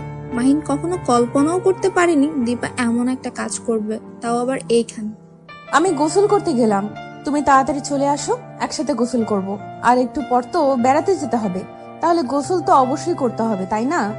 আমি এত সকালে গোসল করতে পারবো না, আমার ঠান্ডা লেগে যাবে, আবার জ্বর হবে। আমি গোসল করতে পারবো না, তুমি গিয়ে গোসল করে নাও। একদম নোংরা কথা বলবে না। গোসল করবে না মানে কি বোঝাতে যাচ্ছ? গোসল করতেই হবে তোমাকে। আমি এত সকালে গোসল করতে পারবো না, তুমি গিয়ে গোসল করো। আমাকে এই বিষয়ে জোর করবে না, বলে দিলাম এক্ষুনি। তোমাকে গোসল করতেই হবে। এখন যদি ভালোই ভালোই না যাও আমার সাথে, তাহলে কিন্তু জোর করে নিয়ে যাব, তখন কিন্তু আরো অবস্থা খারাপ করে ছেড়ে দেব। এখন ভেবে নাও যাবে কিনা। বললাম তো যেতে পারবো না, তুমি যাও, গিয়ে গোসল করে নাও তাড়াতাড়ি। তোমার রেডি হতে অনেক সময় লাগে, কারণ মেয়ে মানুষদের সব সময় একটু দেরি হয়। মুখ সামলে কথা বলো, না হলে কিন্তু ভালো হবে না। মেয়ে মানুষদের বের হতে দেরি হয় মানে কি? কি বোঝাতে চাচ্ছ? আমি সব মেয়েদের মতো নাকি? আচ্ছা হয়েছে, ভুল করেছি কথাটা বলে। এখন যাও, গিয়ে তাড়াতাড়ি গোসলটা করে নাও, কারণ আমি তাড়াতাড়ি রেডি হয়ে নেই। তোমার লজ্জা করে না? তুমি গোসল না করে থাকতে চাও? তোমার কি শরম বলতে কিচ্ছু নেই? তুমি কাল থেকে আমার সাথে কি কি করছো, আর এখন বলতেছো গোসল করবে না? আমি কখন কি করলাম? উদয় কি বলতেছো? আমি তো কিছু করিনি, আমি তো কিছু জানি না। আমি কি করছি যে আমাকে এখন গোসল করতে হবে? আমি তো কোনো কিছু করিনি। দেখো, বেশি কথা বলতে পারবো না, বেশি রকম ন্যাকামি ভালো লাগতেছে না। এখন সকাল সকাল তাড়াতাড়ি চলে আসো আমার সাথে, না হলে কিন্তু গণপিটানি খাইতে পারো এখানেই। মাহিন যেই অন্য কথা বলতে যাবে তখনই দীপা আগে গিয়ে মাহিনের মুখে হাত দিয়ে চেপে ধরলো, আর এক হাত দিয়ে তার শার্টের কলার ধরে টানতে টানতে বাথরুমে নিয়ে আসলো। কারণ এত কথা তার আর ভালো লাগছে না। তারা এখন ঘুরতে যাবে, আর এখানে এত কথা বললে তো মুড নষ্ট হয়ে যাবে। তার জন্য দীপা মাহিনকে জোরপূর্বক বাথরুমে নিয়ে গেল। এটা কি করতেছো তুমি আমার সাথে? আমি বুঝতেছি না, তুমি আমাকে এভাবে জোর করতেছো কিসের জন্য? বললাম না তুমি গোসল করে নাও, আমার ঠান্ডা লাগবে। আমি বেরিয়ে যাচ্ছি, তুমি গোসল করে তাড়াতাড়ি রেডি হয়ে নাও। একদম চুপ, কোনো কথা বলবে না, তাহলে তো এখানে এই পিটানে দেওয়া শুরু করে দিব। এমনিতেই মাথা খারাপ আছে, সকালে উঠে যেটা শুরু করে দিয়েছে অন্য এক কাহিনী, আমি সেটার জন্য মোটেও প্রস্তুত ছিলাম না। আমি ভেবেছিলাম তুমি গোসল করার জন্য আমাকে বলবে, কিন্তু আমি তোমাকে গোসল করার জন্য বলতেছি, এটা কি ঠিক? আমি তো খারাপ কোনো কাজ করিনি যে এখন এত সকালে গোসল করতে হবে। আমি সকালে ঘুম থেকে উঠলাম, আমি একটু হাত মুখ ধুয়ে ফ্রেশ হয়ে তারপর তোমার সাথে ঘুরতে বেরোতে যাব, কিন্তু তুমি আমাকে জোর করতেছো কিসের জন্য? তোমার লজ্জা করে না এসব কথা বলতে? তুমি একজন বিবাহিত পুরুষ, তুমি সকালে গোসল না করলে কে করবে শুনি? আর তুমি কি এখনো একা আছো নাকি যে সকালে উঠে তোমাকে গোসল করতে হবে না, বা 2-3 দিন পর গোসল করলেও চলবে? লজ্জা করে না এসব কথা বলতে? মাহিন আর কোনো কিছু বলতে যাবে তখনই দীপা আবারও মাহিনের মুখে হাত দিয়ে চেপে ধরে শাওয়ার ছেড়ে দিল, আর শাওয়ার থেকে পানি পড়তে লাগলো। দীপা আর মাহিন দুজন একসাথেই ভিজতে লাগলো। মাহিন ছটফট করতে লাগলো সেখান থেকে সরে যাওয়ার জন্য, কিন্তু দীপা মাহিনকে জড়িয়ে ধরেছে। তার জন্য মাহিন নড়াচড়াও করতে পারছে না, তার মন কেমন জানে করছে। শাওয়ারের পানিতে দুজনেই কাক ভেজা হয়ে গেল, কিন্তু কেউ কারো দিক থেকে দৃষ্টি সরাচ্ছে না। দুজন দুজনের দিকে এক দৃষ্টিতে তাকিয়ে আছে, কেউ কোনো কথা বলছেও না। শাওয়ারের পানিগুলো তাদের গা বেয়ে পড়ে যাচ্ছে। কি হলো? আর কতক্ষণ এভাবে আমাকে এখানে ধরে রাখবে বলো তো? যখন ঠান্ডা লাগবে আবার শরীর খারাপ করবে, তখন কি হবে শুনি? তখন তো আরো কিছু করতে পারবে না আমার সাথে। এখন ভেবে দেখো, আমাকে ছেড়ে দিবে নাকি ধরে রাখবে? দীপা মাহিনের কথাটা শুনে মাহিনকে ছেড়ে দিল আর মাহিনকে বলল পরিষ্কার হয়ে নিতে। তারপর দীপা এক সাইডে গিয়ে দাঁড়িয়ে পড়লো, আর মাহিন মাহিনের মতো গোসল করছে। দীপা দীপার মতো, কেউ কারো দিকে তাকাচ্ছে না। দুজন কেমন যেন একটু লজ্জা লজ্জা ভাবে পড়ে গিয়েছে। মাহিন তাড়াতাড়ি গোসল শেষ করে পরিষ্কার হয়ে রুম থেকে বেরিয়ে পড়লো। দীপাকে বাথরুমে রেখেই দীপা মাহিনকে কোনো কিছু বললো না, তার কেমন যেন এখন লজ্জা লাগতেছে তার জন্য। মাহিন বেরিয়ে এসে রেডি হতে লাগলো। আয়নার কাছে দাঁড়িয়ে, তখন দেখে দীপা ভিজা শরীরে ভেতরে চলে এসেছে। মাহিন আয়নার দিকে এক দৃষ্টিতে তাকিয়ে রইল। এভাবে তাকিয়ে থাকতে হবে না, তাড়াতাড়ি বেরিয়ে গিয়ে দেখো আম্মু কি করতেছে। আমি একটু একা একা রেডি হব, তুমি বেরিয়ে যাও এখান থেকে। আমি এখানে থাকলে সমস্যা কি? আমি এখানে থাকবো, কোথাও যেতে পারবো না। কার কি সমস্যা সেটা দেখার সময় নেই আমার। দেখো, ভালো হবে না বলে দিচ্ছি, এরকম করবে না। তুমি এখান থেকে বেরিয়ে যাবে এখন সুন্দরভাবে। আমি বললাম তো আমি এখান থেকে বেরিয়ে যেতে পারবো না, তাতে কার কি সমস্যা সেটা দেখার আমার সময় নেই। তুমি আমার সাথে এরকম করতে পারো না, আমার লজ্জা লাগতেছে। তুমি এখন এখান থেকে বেরিয়ে যাও প্লিজ। তুমি যখন উল্টাপাল্টা কথাবার্তাগুলো বলো আর আমার সাথে যে কাজগুলো করো, তখন তোমার লজ্জা কোথায় যায় শুনি? তখন আমি নিজের কন্ট্রোলে থাকি না, তখন আমি শুধু একটাই চিন্তায় থাকি যে তোমার সাথে মিশে যাব, তার জন্য লজ্জা শরম কোথাও থাকে না। এখন লজ্জা লাগতেছে, এখন তুমি এখান থেকে বেরিয়ে যাবে। তুমি বললেই তো হবে না, তুমি বললেই তো আর আমি বেরিয়ে যাচ্ছি না। আমি এখানে থাকতে চাই। আজকে তোমার শাড়ি পরা দেখবো আর আমি শিখবো, পরে তোমাকে শাড়ি পরিয়ে দিব।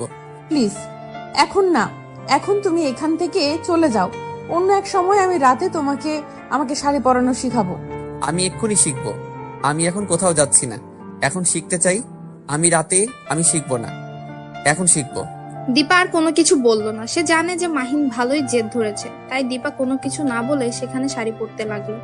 মাহিনও এক দৃষ্টিতে তার নাভির দিকে তাকিয়ে রইল, কিছু বলবে সেটাও বলতে পারছে না। মাহিন ধীরে ধীরে দীপার কাছে চলে আসলো আর এসে শাড়ির আঁচলটা নিজের হাতে নিয়ে নিল। সেটা দেখে দীপা অবাক হয়ে মাহিনের দিকে তাকিয়ে রইল, কিন্তু মুখ দিয়ে কোনো কথা বলছে না। মাহিন আস্তে আস্তে শাড়িটা হাতে নিয়ে দীপাকে শাড়ি পরিয়ে দিতে লাগলো। যখন শাড়ির কুচি দিয়ে দীপার কোমরে গুজে দিতে যাবে, তখন দীপার নিঃশ্বাস একদম ভারী হয়ে আসলো। দীপা ঠিকমতো নিঃশ্বাসও নিতে পারছে না, এতটাই ভারী হয়ে যাচ্ছে। আর তার বুকের ভেতর হার্টবিট অনেক দ্রুত চলছে, মনে হচ্ছে কেউ হাতুড়ি দিয়ে তার হার্টবিটকে পিটাচ্ছে। যখন মাহিন তার হাত দিয়ে দীপার পেটে একটু স্পর্শ করেছে, দীপা এক মুহূর্তের জন্য নিঃশ্বাস নেওয়া বন্ধ করে দিয়েছে। তার মনে হচ্ছে যে পৃথিবীটা থমকে দাঁড়িয়েছে এখন। মাহিন হাত সরিয়ে আনার পরও দীপা রোবটের মতো স্থির হয়ে দাঁড়িয়ে আছে। সেটা দেখে মাহিন অবাক হয়ে তাকিয়ে রইল। কি হলো, তুমি এইভাবে দাঁড়িয়ে আছো কিসের জন্য? আমি তো তোমাকে ছেড়ে দিয়েছি, এখনো কি আমার স্পর্শ অনুভব করতেছো নাকি? দীপা কি বলবে না বলবে ভেবে পাচ্ছে না।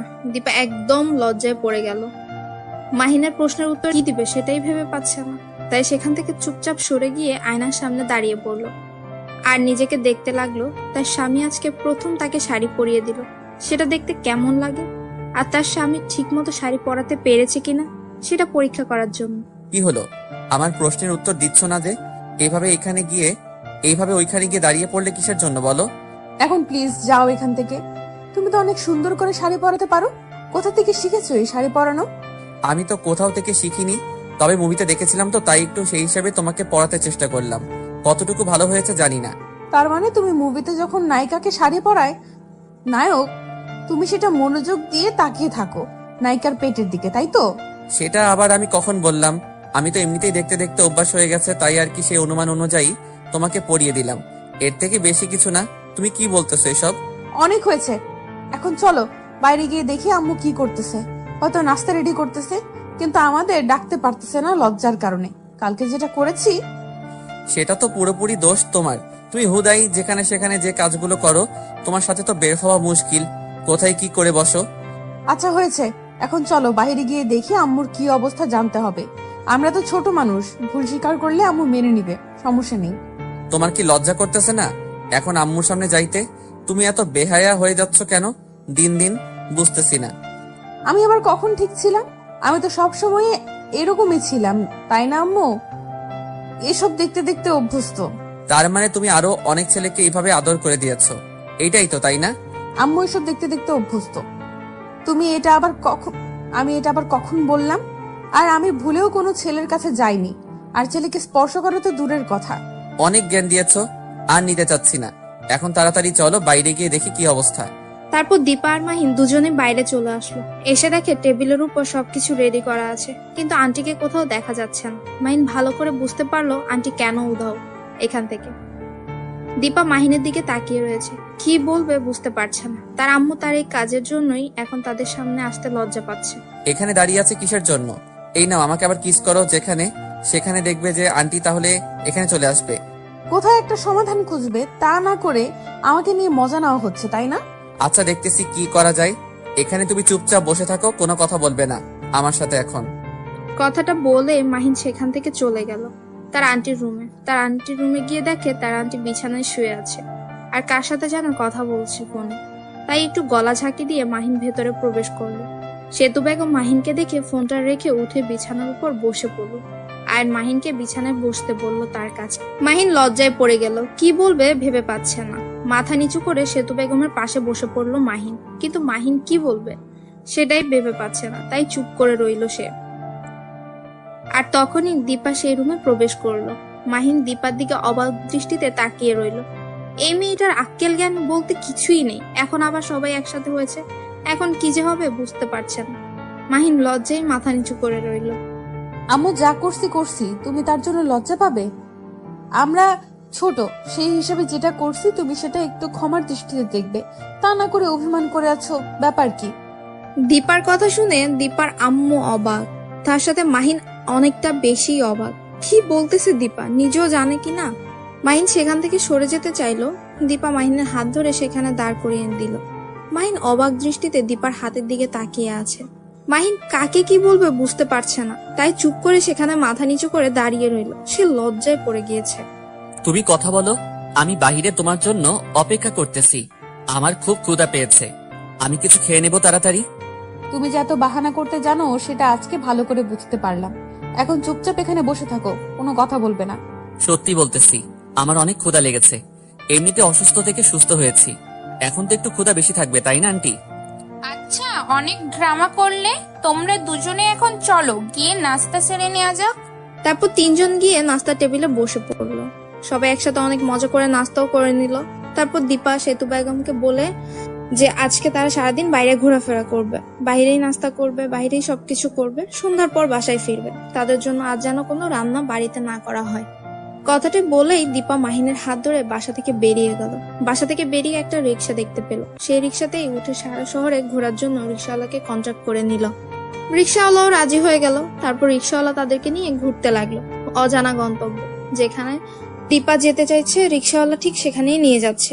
মাহিন শুধু অবাক দৃষ্টিতে দীপার দিকে তাকিয়ে আছে। সে এত জায়গায় চেনে কিভাবে? সে তো এই এলাকাতেই বড় হয়েছে, কিন্তু এই এলাকার এই গলিগুলো তো কখনো আসা হয়নি। কিন্তু দীপা ঠিকই এসেছিল। কি ব্যাপার, তুমি আমার দিকে এভাবে অবাক দৃষ্টিতে তাকিয়ে আছো কিসের জন্য? বুঝলাম না, আমি কি কোনো ভুল কাজ করতেছি নাকি? সেরকম কোনো কিছু না, কিন্তু একটা জিনিস আমাকে খুব ভাবাচ্ছে। আমিও তো এই এলাকাতেই বড় হয়েছি ছোট থেকে, কিন্তু এই গলিগুলোতে কখন আসা হয়নি। তাই ভাবতেছি তুমি এত গালি করেছো আর আমি এখান থেকে কি ঘোড়ার ঘাস কাটলাম। দেখো, কথাটা কিন্তু যুক্তিযুক্ত, কারণ আমি অনেক জায়গায় ঘুরেছি আর তুমি তো অনেক জায়গায় ঘুরেছো। হিসেব করে দেখো, আমি বেশি ঘুরেছি। কি মজা! তোমার মতো তো আর আমি এই কাছাকাছি জায়গাগুলোকে ভোগ করিনি। আমি তো দূরে দূরে ঘুরতে গিয়েছিলাম। আমি কখনো তো আশেপাশের এলাকাগুলোতে ঘুরতে যাইনি। কথায় আছে না, যে দেশের কোনো কিছু উপভোগ না করেই বাইরের দেশে যাওয়া লেজেন্ড গুলো হলো আসল আবাল। তার মানে তুমি আমাকে আবাল বলে সম্বোধন করতেছো, তাই তো? এত বড় সাহস হলো কি করে তোমার? এখন কিন্তু এতটা অসুস্থ না যে তোমাকে কিছু বলতে পারবো না। তোমার সাহস দেখতেছি দিন দিন বেড়েই চলেছে। ভালো লাগলো তোমার এই স্বভাবটা। আমাকে না দেখিয়ে অন্যকে দেখালে হয়তো কাজে লাগবে। আমার কাছ থেকে অন্তত নিজের সাহসটা লুকিয়ে রাখার চেষ্টা করো। আমার রাগ উঠলে আমি মানুষ থাকি না, তখন তোমাকে কি বলবো, কি করব, নাকি পিটাবো হুঁশ থাকে না। এটা আমাদের বাড়ি না, আর আমরা এখন রাস্তায় আছি, আর একটা রিক্সাওয়ালা মামা আমাদের সাথে আছে। আর তুমি কি ব্যবহার করতেছো শুনি? অনেক হয়েছে, আর জ্ঞান নিতে চাচ্ছি না। মামা, আপনি একটু বিলের পাশে নামিয়ে দিন, আর আপনি আপনার ভাড়াটা নিয়ে চলে যান তো। আমরা এখন একটা নদীর ধারে যেতে চাচ্ছি। তারপর দীপা রিক্সাওয়ালা তাদেরকে নিয়ে একটা নদীর কাছে গিয়ে নামিয়ে দিল। রিক্সা ভাড়া নিয়ে সেখান থেকে চলেও গেল। আর দীপা নদীর কিনারা দিয়ে হেঁটে যাচ্ছে, সেটা দেখে মাহিন দীপাকে সেখান থেকে সরিয়ে নিল। মাহিনের ভয় করছে, যদি কি পড়ে যায় দীপা, তার জন্য। দীপা কিছু বলল না, চুপচাপ মাহিনের হাত ধরে নদীর পাড়ে হাঁটতে লাগলো। আর সে নদীর পাড়ের বাতাসগুলো, একদম মুক্ত খোলা বাতাসগুলো উপভোগ করতে লাগলো। দীপা নদীর ধারে একটু থেমে থাকে না, সে এদিক ওদিক দৌড়াদৌড়ি করছে। সেটা দেখে মাহিন একটু অবাক হলো। সে ভাবতেছে, দীপার আবার হঠাৎ কি হয়ে গেল যে ছোট বাচ্চাদের মতো স্বভাব করছে। কিছু বলতেছে না। মাহিন দীপাকে দীপার ইচ্ছে মতো ছেড়ে দিল। দীপা বেশ কিছুক্ষণ দৌড়াদৌড়ি করার পর একটা গাছের নিচে বসে পড়লো। মাহিন সেখানে গিয়ে তার পাশে বসে পড়লো। দীপা নিঃশ্বাস নিচ্ছে, মাহিনের কাঁধে নিজের মাথাটা রেখে। মাহিন কিছু না বলে চুপচাপ দীপার মাথাটা আলতো করে তার কোলে শুইয়ে দিল। এখন কোথায় যাবে বলো? সন্ধ্যা ঘনিয়ে আসবে, আর তখন থেকে কিছু খাইনি, ক্ষুধা লেগেছে। চলো না, ওই যে সামনের দোকান দেখা যাচ্ছে, গিয়ে দেখি, একটু খাওয়া যাক। আচ্ছা চলো তাহলে গিয়ে দেখি কি আছে সেখানে। তারপর মাহিন আর দীপা দুজনেই দোকানের কাছাকাছি চলে আসলো। এসে দেখে কয়েকটা ছেলে সেখানে ভন্ডামি করতেছে। মাহিন সেখানে যেতে চাইলো না। দীপা জোর করে মাহিনকে নিয়ে গেল সেখানে। আর দীপা মাহিনকে বলতেছে তারা তাদের মতো থাকবে। মাহিন দেখে দোকানটা একটা বুড়ি বসে আছে। মাহিন দেখতে পেল কিছু রুটি আর কলা আছে। মাহিন সেখান থেকে রুটি আর কলা নিয়ে দীপার কাছে চলে আসলো। আমি হাত দিয়ে কোনো কিছু নিতে পারবো না, তুমি আমাকে খাইয়ে দিবে। এখন আর কোনো কথা বলতে চাই না, আমি যেটা বলবো সেটাই করবে। এখন আমরা এখন বাহিরে আছি, তুমি আমাকে সবসময় প্যারা দিতেই থাকবে, তাই না? একটু তো নিজে নিজে অনুভব করা উচিত। এখানে আমি কোনো কথা বলতে চাচ্ছি না। আমি এখন যেটা বলতেছি তুমি সেটা করবে, আর তাড়াতাড়ি এখান থেকে যেতে হবে।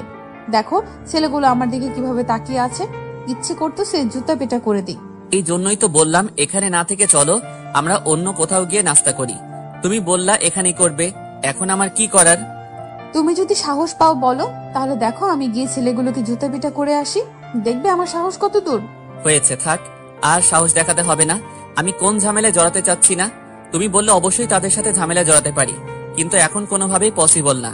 ভিতুর ডিম কোথাকার, তোমার যে কত সাহস সেটা আমার জানা হয়ে গেল। কয়েকটা ছেলে থ্রেট করবে সেটাই পারতেছো না। তোমার যা ইচ্ছা তাই ভাবতে পারো। এখন চলো সন্ধ্যার সময় নদীর পাড়ে গিয়ে বসি, দেখবে যে সূর্য যখন অস্ত যাবে তখন নদীটা দেখতে কি সুন্দর লাগে। চলো। তুমি কি এর আগে এই নদীতে এসেছিলে? কত এসেছিলাম, গোসল পর্যন্ত করেছি। আমার সব বন্ধুরা মিলে এই নদীতে এসেছি। অনেক স্মৃতি রয়েছে আমাদের বন্ধুদের এখানে। আর এখন এই নদীটা একদম অপরিচিত হয়ে গেছে আমাদের কাছে। কতদিন ধরে এখানে আসি না। তাই নাকি? কোনো মেয়ে ছিল নাকি এখানে যে তার স্মৃতিগুলো তুমি এই নদীতে রেখেছো? যা বলেছো বলেছো, আর একটা উল্টাপাল্টা কথা বলবা না, বুঝছো? এখন চলো এখান থেকে, এখন বাসায় চলে যাব।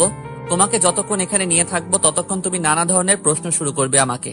সত্যি কথা বললে তো গায়ে লাগবেই, তাই না? সত্যি বলেছি, তাই এখন জ্বালা দিচ্ছে তোমার।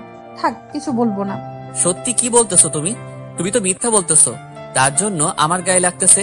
সত্যি বললে অবশ্যই আমার গায়ে লাগে না। সেটা তুমি ভালো করে জানো, তাই না? আচ্ছা, অনেক কথা হলো, এখন চলো আমরা গিয়ে নদীর ধারে গিয়ে বসে সৌন্দর্য উপভোগ করি। এখানে তোমার সাথে বকবক করে সন্ধ্যাটা মিস করতে চাই না। কথাটা বলে দীপা সেখান থেকে উঠে ওদের দিকে চলে যেতে লাগলো, আর মাহিন দোকানটার টাকাটা পরিশোধ দিয়ে দীপার পেছন পেছন যেতে লাগলো। দীপা গিয়ে আবার সেই গাছের নিচে বসে পড়েছে। মাহিনও পাশে বসলো। দীপা মুখ গম্ভীর করে বসে আছে, মাহিনের সাথে কোনো কথা বলছে না। সেটা দেখে বুঝতে পারলো যে দীপা তার উপর রেগে আছে। মাহিন একা একাই বকবক করেই যাচ্ছে, এটা বলছে ওটা বলছে। কি করছিল এখানে সে এসব কিছুই বলতেছে, কিন্তু দীপা এখনো তার মুখ দিয়ে কোনো কথা বের করছে না। মাহিন অবাক হলো, দীপা এত তাড়াতাড়ি নিজের মনকে পাল্টে নিল। সে এতক্ষণ তো তার সাথে ঠিকই বকবক করছিল, তাহলে এখন আবার নিজের মনকে পাল্টিয়ে নিল কিসের জন্য বুঝতেছে না। মাহিন প্রচুর বিপদে পড়ে গেল। এই মেয়েটা রাগ করলে যে কিভাবে রাগ ভাঙাবে সেটাই জানে না, কিন্তু এখন তো রাগ ভাঙাতেই হবে, যে কোনো উপায়ই হোক। মাহিন সামনে এগিয়ে দীপার কোলে মাথা রেখে শুয়ে পড়ল। দীপা সেটা দেখেও না দেখার ভান করে নদীর দিকে তাকিয়ে রয়েছে। কি হলো? এত রাগ করার কারণ কি? আমার সাথে কথা বলবে না? দীপা তাও চুপ করে আছে। কেন কথা বলছে না মাহিনের সাথে? মাহিন কি বলবে বুঝতেও পারছে না। হঠাৎ করে তার এত পরিবর্তন হওয়ার কারণ কি? মাহিন দীপাকে কি বলবে না বলবে খুঁজে পাচ্ছে না, কারণ এর আগে কখনো মাহিন একটা মেয়ের রাগ ভাঙায়নি। তাই সে জানে না যে একটা মেয়ের রাগ কিভাবে ভাঙাতে হয়। মাহিন মহা মুশকিলে পড়ে গেল। কি করবে সে এখন বুঝতেছে না। কিভাবে যে তার মহারানী রাগ ভাঙাবে সে টেনশনেই মরে যাচ্ছে। দেখো আমি কখনো কোনো মেয়ের এভাবে রাগ ভাঙাইনি যে আমি জানবো একটা মেয়েকে কি করলে তার রাগ ভাঙে। এখন তুমি যদি দয়া করে তোমার রাগটা কন্ট্রোলে না রাখো, তাহলে কিন্তু রাগ ভাঙাতে পারবো না আমি। কুত্তা বিড়াল, তোর সাহস কি করে হয়? তুই আমাকে একা একা বাসায় রেখে তুই এই নদীতে এসেছিলি আর অন্য মেয়ের দিকে তাকিয়েছিলি, তার সাথে মজা নিয়েছিলি, তাই না? তোর সাহস কত বড়, তোর কলিজা কত বড়, আজকে দেখে নেব। বাসায় যা আগে। মাহিন কি বলবে বুঝতে পারছে না দীপার কথা শুনে, কারণ মাহিন কখনো এখানে একটা মেয়ের জন্য আসেনি, কারণ তার ফ্রেন্ড সার্কেলটা তাকে এখানে নিয়ে এসেছিল প্রথম। আর তখন থেকে মাহিনের একটা প্রিয় জায়গা হয়ে গেছিল এই নদীর ধার। তার জন্যই মাহিন প্রতিদিন বিকেলে এই নদীর ধারে আড্ডা দিতে আসতো তার বন্ধুদের সাথে। কিন্তু দীপা এটা কি বলতেছে সে তো বুঝতেছে না। কখনোই তো কোনো মেয়ের জন্য নদীর পাড়ে আসেনি সে। সত্যি বলতেছি, আমি কখনো একটা মেয়ের জন্য এখানে কখনোই আসিনি। আমি শুধু এই নদীর যে সৌন্দর্যটা আছে সেটাকে উপভোগ করার জন্য এসেছিলাম এখানে। সেটা না হয় বুঝলাম, নদীর সৌন্দর্য উপভোগ করার জন্য এসেছিলে, কিন্তু তুমি যে স্মৃতির কথা বললে সেই স্মৃতিগুলো কি আমাকে তো বললা না তুমি? দেখো, আমরা তো ছোট থেকে একসাথে বড় হয়েছি, তাই না? আর তুমি তোমার বান্ধবীদের সাথে ঘুরেছো, বন্ধুদের সাথে ঘুরেছো। আমি তো সেই বিষয়ে কোনো কিছু জানতে চাইনি। তুমি জানতে চাওনি তো কি হয়েছে? আমি জানতে চাই, আমাকে বলতে হবে, কারণ আমার জানার অধিকারটা আছে এখন। দেখো, আমি এখন তর্ক করতে চাই না। সামনে তাকিয়ে দেখো সূর্যটা কিভাবে তলিয়ে যাচ্ছে। সেটা তুমি দেখো, আমাকে দেখতে বলবা না বলে দিলাম। আর শোনো, তুমি কেন আমাকে বলবা না এই কথা বলো আগে। বললাম তো, আমার কিছু সমস্যা আছে, তার জন্য তোমাকে এই কথাগুলো বলা যাবে না। আমি তো তোমার পার্সোনাল কোনো কথা জিজ্ঞেস করিনি, তাহলে তুমি কেন আমাকে জিজ্ঞেস করবে? তুমি জিজ্ঞেস করনি তাতে কি হয়েছে? আমি জিজ্ঞেস করেছি আর আমার প্রশ্নের উত্তরগুলো তুমি দিতে বাধ্য, তাই না? দেখো, আমিও যদি তোমার অতীত নিয়ে নাড়া দিতে চাই না, তাহলে তুমি কেন আমার অতীত নিয়ে নাড়া দিতে চাও বলো? তুমি কি মজা পাবে আমার অতীত নিয়ে নাড়া দিয়ে? তার মানে তোমার অতীতে নিশ্চয়ই কোনো মেয়ের বিষয়ে কাহিনী আছে, যার কারণে তুমি তোমার অতীতটা আমাকে বলতে চাচ্ছ না। যেহেতু একসাথে বড় হয়েছি, তোমার সাথে তো আমার তেমন মনে ঘনিষ্ঠ ছিল না। চলো, এখানে আর এক মুহূর্ত আমি থাকতে পারছি না। এখন আমরা বাসায় যাব, আর কোনো কথা হবে না এখানে। তুমি যদি আর একটা কথা বলেছো তাহলে কিন্তু ভালো হবে না। এখন আমরা বাসায় যাচ্ছি, কারণ তোমার উল্টাপাল্টা কথা শোনার সময় নেই এখন আমার। তুমি যদি আর একবার এই কথা মুখ দিয়ে উচ্চারণ করেছো তাহলে কিন্তু ভালো হবে না, বলে দিলাম। আমি বুঝতে পারলাম না তুমি হঠাৎ করে এত রেগে যাচ্ছ কেন আমার উপর। নিশ্চয়ই এর পেছনে কোনো কারণ আছে, সেটা তো আমাকে জানতেই হবে, তাই না? তুমি যদি না বলো তাহলে আমি কিভাবে জানবো? সেটা তোমাকে জানতে হবে না, কারণ আমি তোমাকে সেটা বলতে চাচ্ছি না। তুমি এখন বাসায় যাবে, এটাই হলো বড় কথা। আর যদি একটা কথা এখানে বলেছো তাহলে ভালো হবে না, বারবার বলতেছি। আমার রাগ তোলাবে না। তারপরও তুমি কিসের জন্য আমার সাথে এরকম করতেছো? আমি বুঝতে পারছি না, সামান্য একটা বিষয় নিয়ে তুমি আমার সাথে এত রাগারাগি করতেছো কেন, বুঝলাম না। নিশ্চয়ই এর ভেতরে গভীর কোনো রহস্য আছে, যার জন্য তুমি আমাকে এত থ্রেট করতেছো। বলতেছি না এখানে কোনো গভীর রহস্য নেই। আমি বলতেছি তো, আমি শুধু আমার স্কুলের বন্ধুদের সাথে এখানে আসতাম, তাও আবার ছেলে বন্ধু, কোনো মেয়ে না। আর তুমি যে কি ভাবতেছো সেটা দেখার এখন আমার সময় নেই, কারণ সন্ধ্যা পার হয়ে রাত হতে চলেছে। আর আন্টির কথা কি তোমার মনে নেই? তুমি আজকে যেটা করতেছো, আমার সাথে বাজে ব্যবহারটা করতেছো, সেটা আমি সত্যি হতবাক। কেন তুমি আমাকে বুঝিয়ে বলতে পারতে? কিন্তু তা না করে তুমি আমার উপর চিল্লাচ্ছ, তাও আবার বাহিরে। আমি না হয় একটু মেন্টাল টাইপের মেয়ে, আমি না হয় তোমার উপর চিল্লাই, তোমার উপর রাগ দেখাই, কিন্তু তুমি তো আমাকে বুঝিয়ে বলতে পারো, তাই না? তুমি তো শান্ত স্বভাবের একটা ছেলে, তাহলে তুমি এরকম করতেছো কেন? আজকে বুঝলাম নিশ্চয়ই এর ভেতরে কোনো রহস্য আছে। এই নদীর পারে তোমার এমন কোনো স্মৃতি আছে যেটা তুমি কখনো বলতে পারো না। আমার খুব মাথা যন্ত্রণা করতেছে, আমি আর এখানে এক মুহূর্ত থাকতে চাই না। এখন কি তুমি আমার সাথে বাসায় যাবে নাকি এখানে বসে থাকবে সেটা বলো। যদি বলো যে তুমি এখানে থাকবে, তোমাকে এখানে ছেড়ে চলে যাব। আমি তো ভাবতাম আমি একটা খারাপ মেয়ে, এখন তো দেখতেছি তুমি একটা খারাপ ছেলে, কারণ তুমি কোথায় আমাকে ভালো করবে আর তুমি আমাকে রাগ দেখাচ্ছ। আর কি বলতেছো? আমি যদি এখন একটু অভিমান করে এখানে বসে থাকি তাহলে তুমি আমাকে ছেড়ে যাবে? তুমি আমাকে তাহলে কি ভালোবাসো? আমি বলতেছি আমার মাথায় খুব যন্ত্রণা হচ্ছে, আমি আর এখানে থাকতে পারতেছি না, আমি এখন বাসায় যাব। তুমি কি যাবে নাকি? এখানে বসে থাকবে সেটা তোমার ব্যাপার, তুমি যদি যেতে চাও তাহলে তাড়াতাড়ি চলে এসো। দীপা কি বলবে ভেবে পাচ্ছে না, কারণ মাহিনের এইরকম ব্যবহার সে কখনো কল্পনাও করতে পারেনি। মাহিন এভাবে কথা বলছে, তাও আবার সেটা দীপার সাথে, একদমই দীপার কল্পনার বাহিরে। কারণ দীপা যতটা মাহিনকে চিনে, মাহিন খুব শান্তশিষ্ট একটা ছেলে, সে কখনোই এতটা রেগে যেতে পারে না। কিন্তু তার কি এমন হলো যে দীপার এই সামান্য প্রশ্নের জন্য সে এতটা রেগে যেতে পারে? তার পেছনে নিশ্চয়ই একটা গভীর ষড়যন্ত্র বা একটা রহস্য লুকিয়ে আছে। সেটা কি দীপা সেটা জানে না, আর জানতে চাওয়ার জন্য প্রশ্ন করাতে মাহিন এতটা রেগে গিয়েছে। তাই দীপা ভাবছে মাহিনের কি হয়ে গেল, আর এত পরিবর্তনই বা কেন হলো। দীপা আর কোনো কথা না বলে নিজেকে কন্ট্রোলে রাখলো, কারণ দীপা মেন্টাল টাইপের মেয়ে, সবাই ভালো করেই জানেন হয়তো। গল্পটা শোনার পর থেকে বুঝতে পেরেছেন। আর মাহিন এখন যেটা করছে সেটা দীপার ক্ষেত্রে মেনে নেওয়া কখনোই পসিবল না, কিন্তু তারপরও দীপা নিজেকে কন্ট্রোলে রাখছে। মাহিনের হাত ধরে চলতে লাগলো হাসি মুখে, মনে আছে একটু আগে কিছুই হয়নি, এরকম একটা মনোভাব নিয়ে দীপা মাহিনের হাত ধরে হাঁটছে। তারপর দীপা আর মাহিন একসাথেই রাস্তায় কোনো প্রকার কথা বলেনি, কারণ সে রাস্তায় কোনো প্রকার ঝগড়া করতে চাচ্ছে না। যা কথা হবে বাসায় গিয়ে শান্তশিষ্ট ভাবে কথা হবে। এখন যেহেতু মাহিনের মাথা যন্ত্রণাটা বেড়ে গেছে, তাই দীপা নিজেকে হাসি খুশি রাখার চেষ্টা করছে, আর মাহিনকেও হাসি খুশি রাখার চেষ্টা করছে। কারণ ডাক্তার বলেছে মাহিনকে উত্তেজিত হতে দেওয়া যাবে না, তাহলে বড় ধরনের একটা দুর্ঘটনা ঘটে যেতে পারে তার সাথে, যার কারণে নিজেকে কন্ট্রোলে রাখতে হচ্ছে। আস্তে আস্তে ভালোবাসা শুরু করে দিয়েছে তার ভালোবাসার মানুষকে।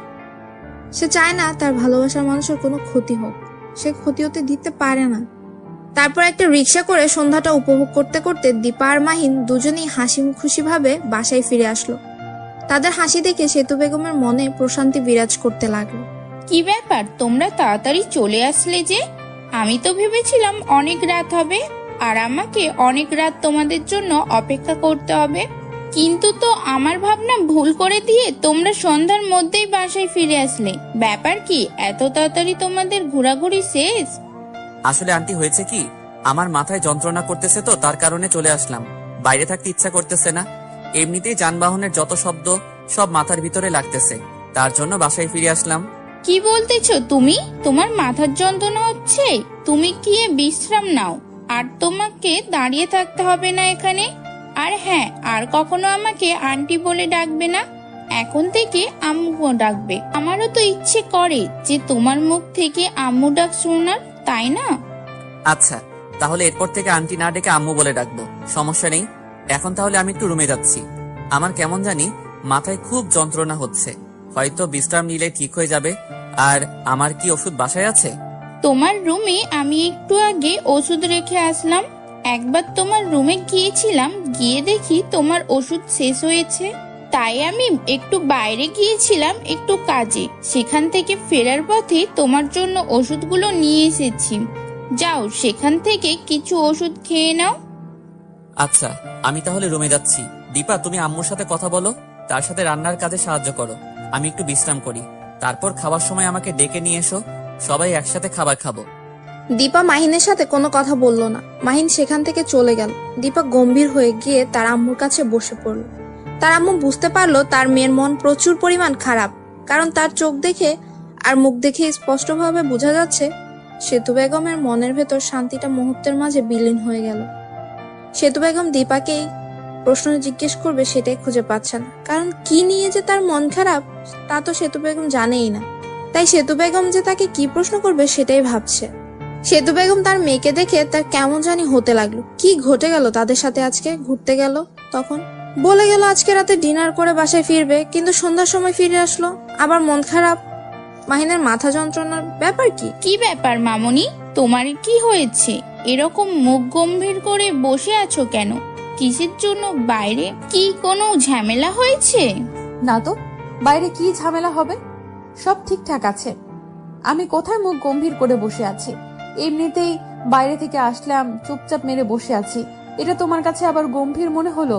আমি তো প্রায় মাঝে মাঝে এরকম বসে থাকি, তাই না? প্রতিদিন না, আর আজকে অনেকটা তফাৎ আছে, কারণ প্রতিদিন তুই এভাবে গম্ভীরভাবে করে থাকিস, সেটা আমার উপর রাগ করে।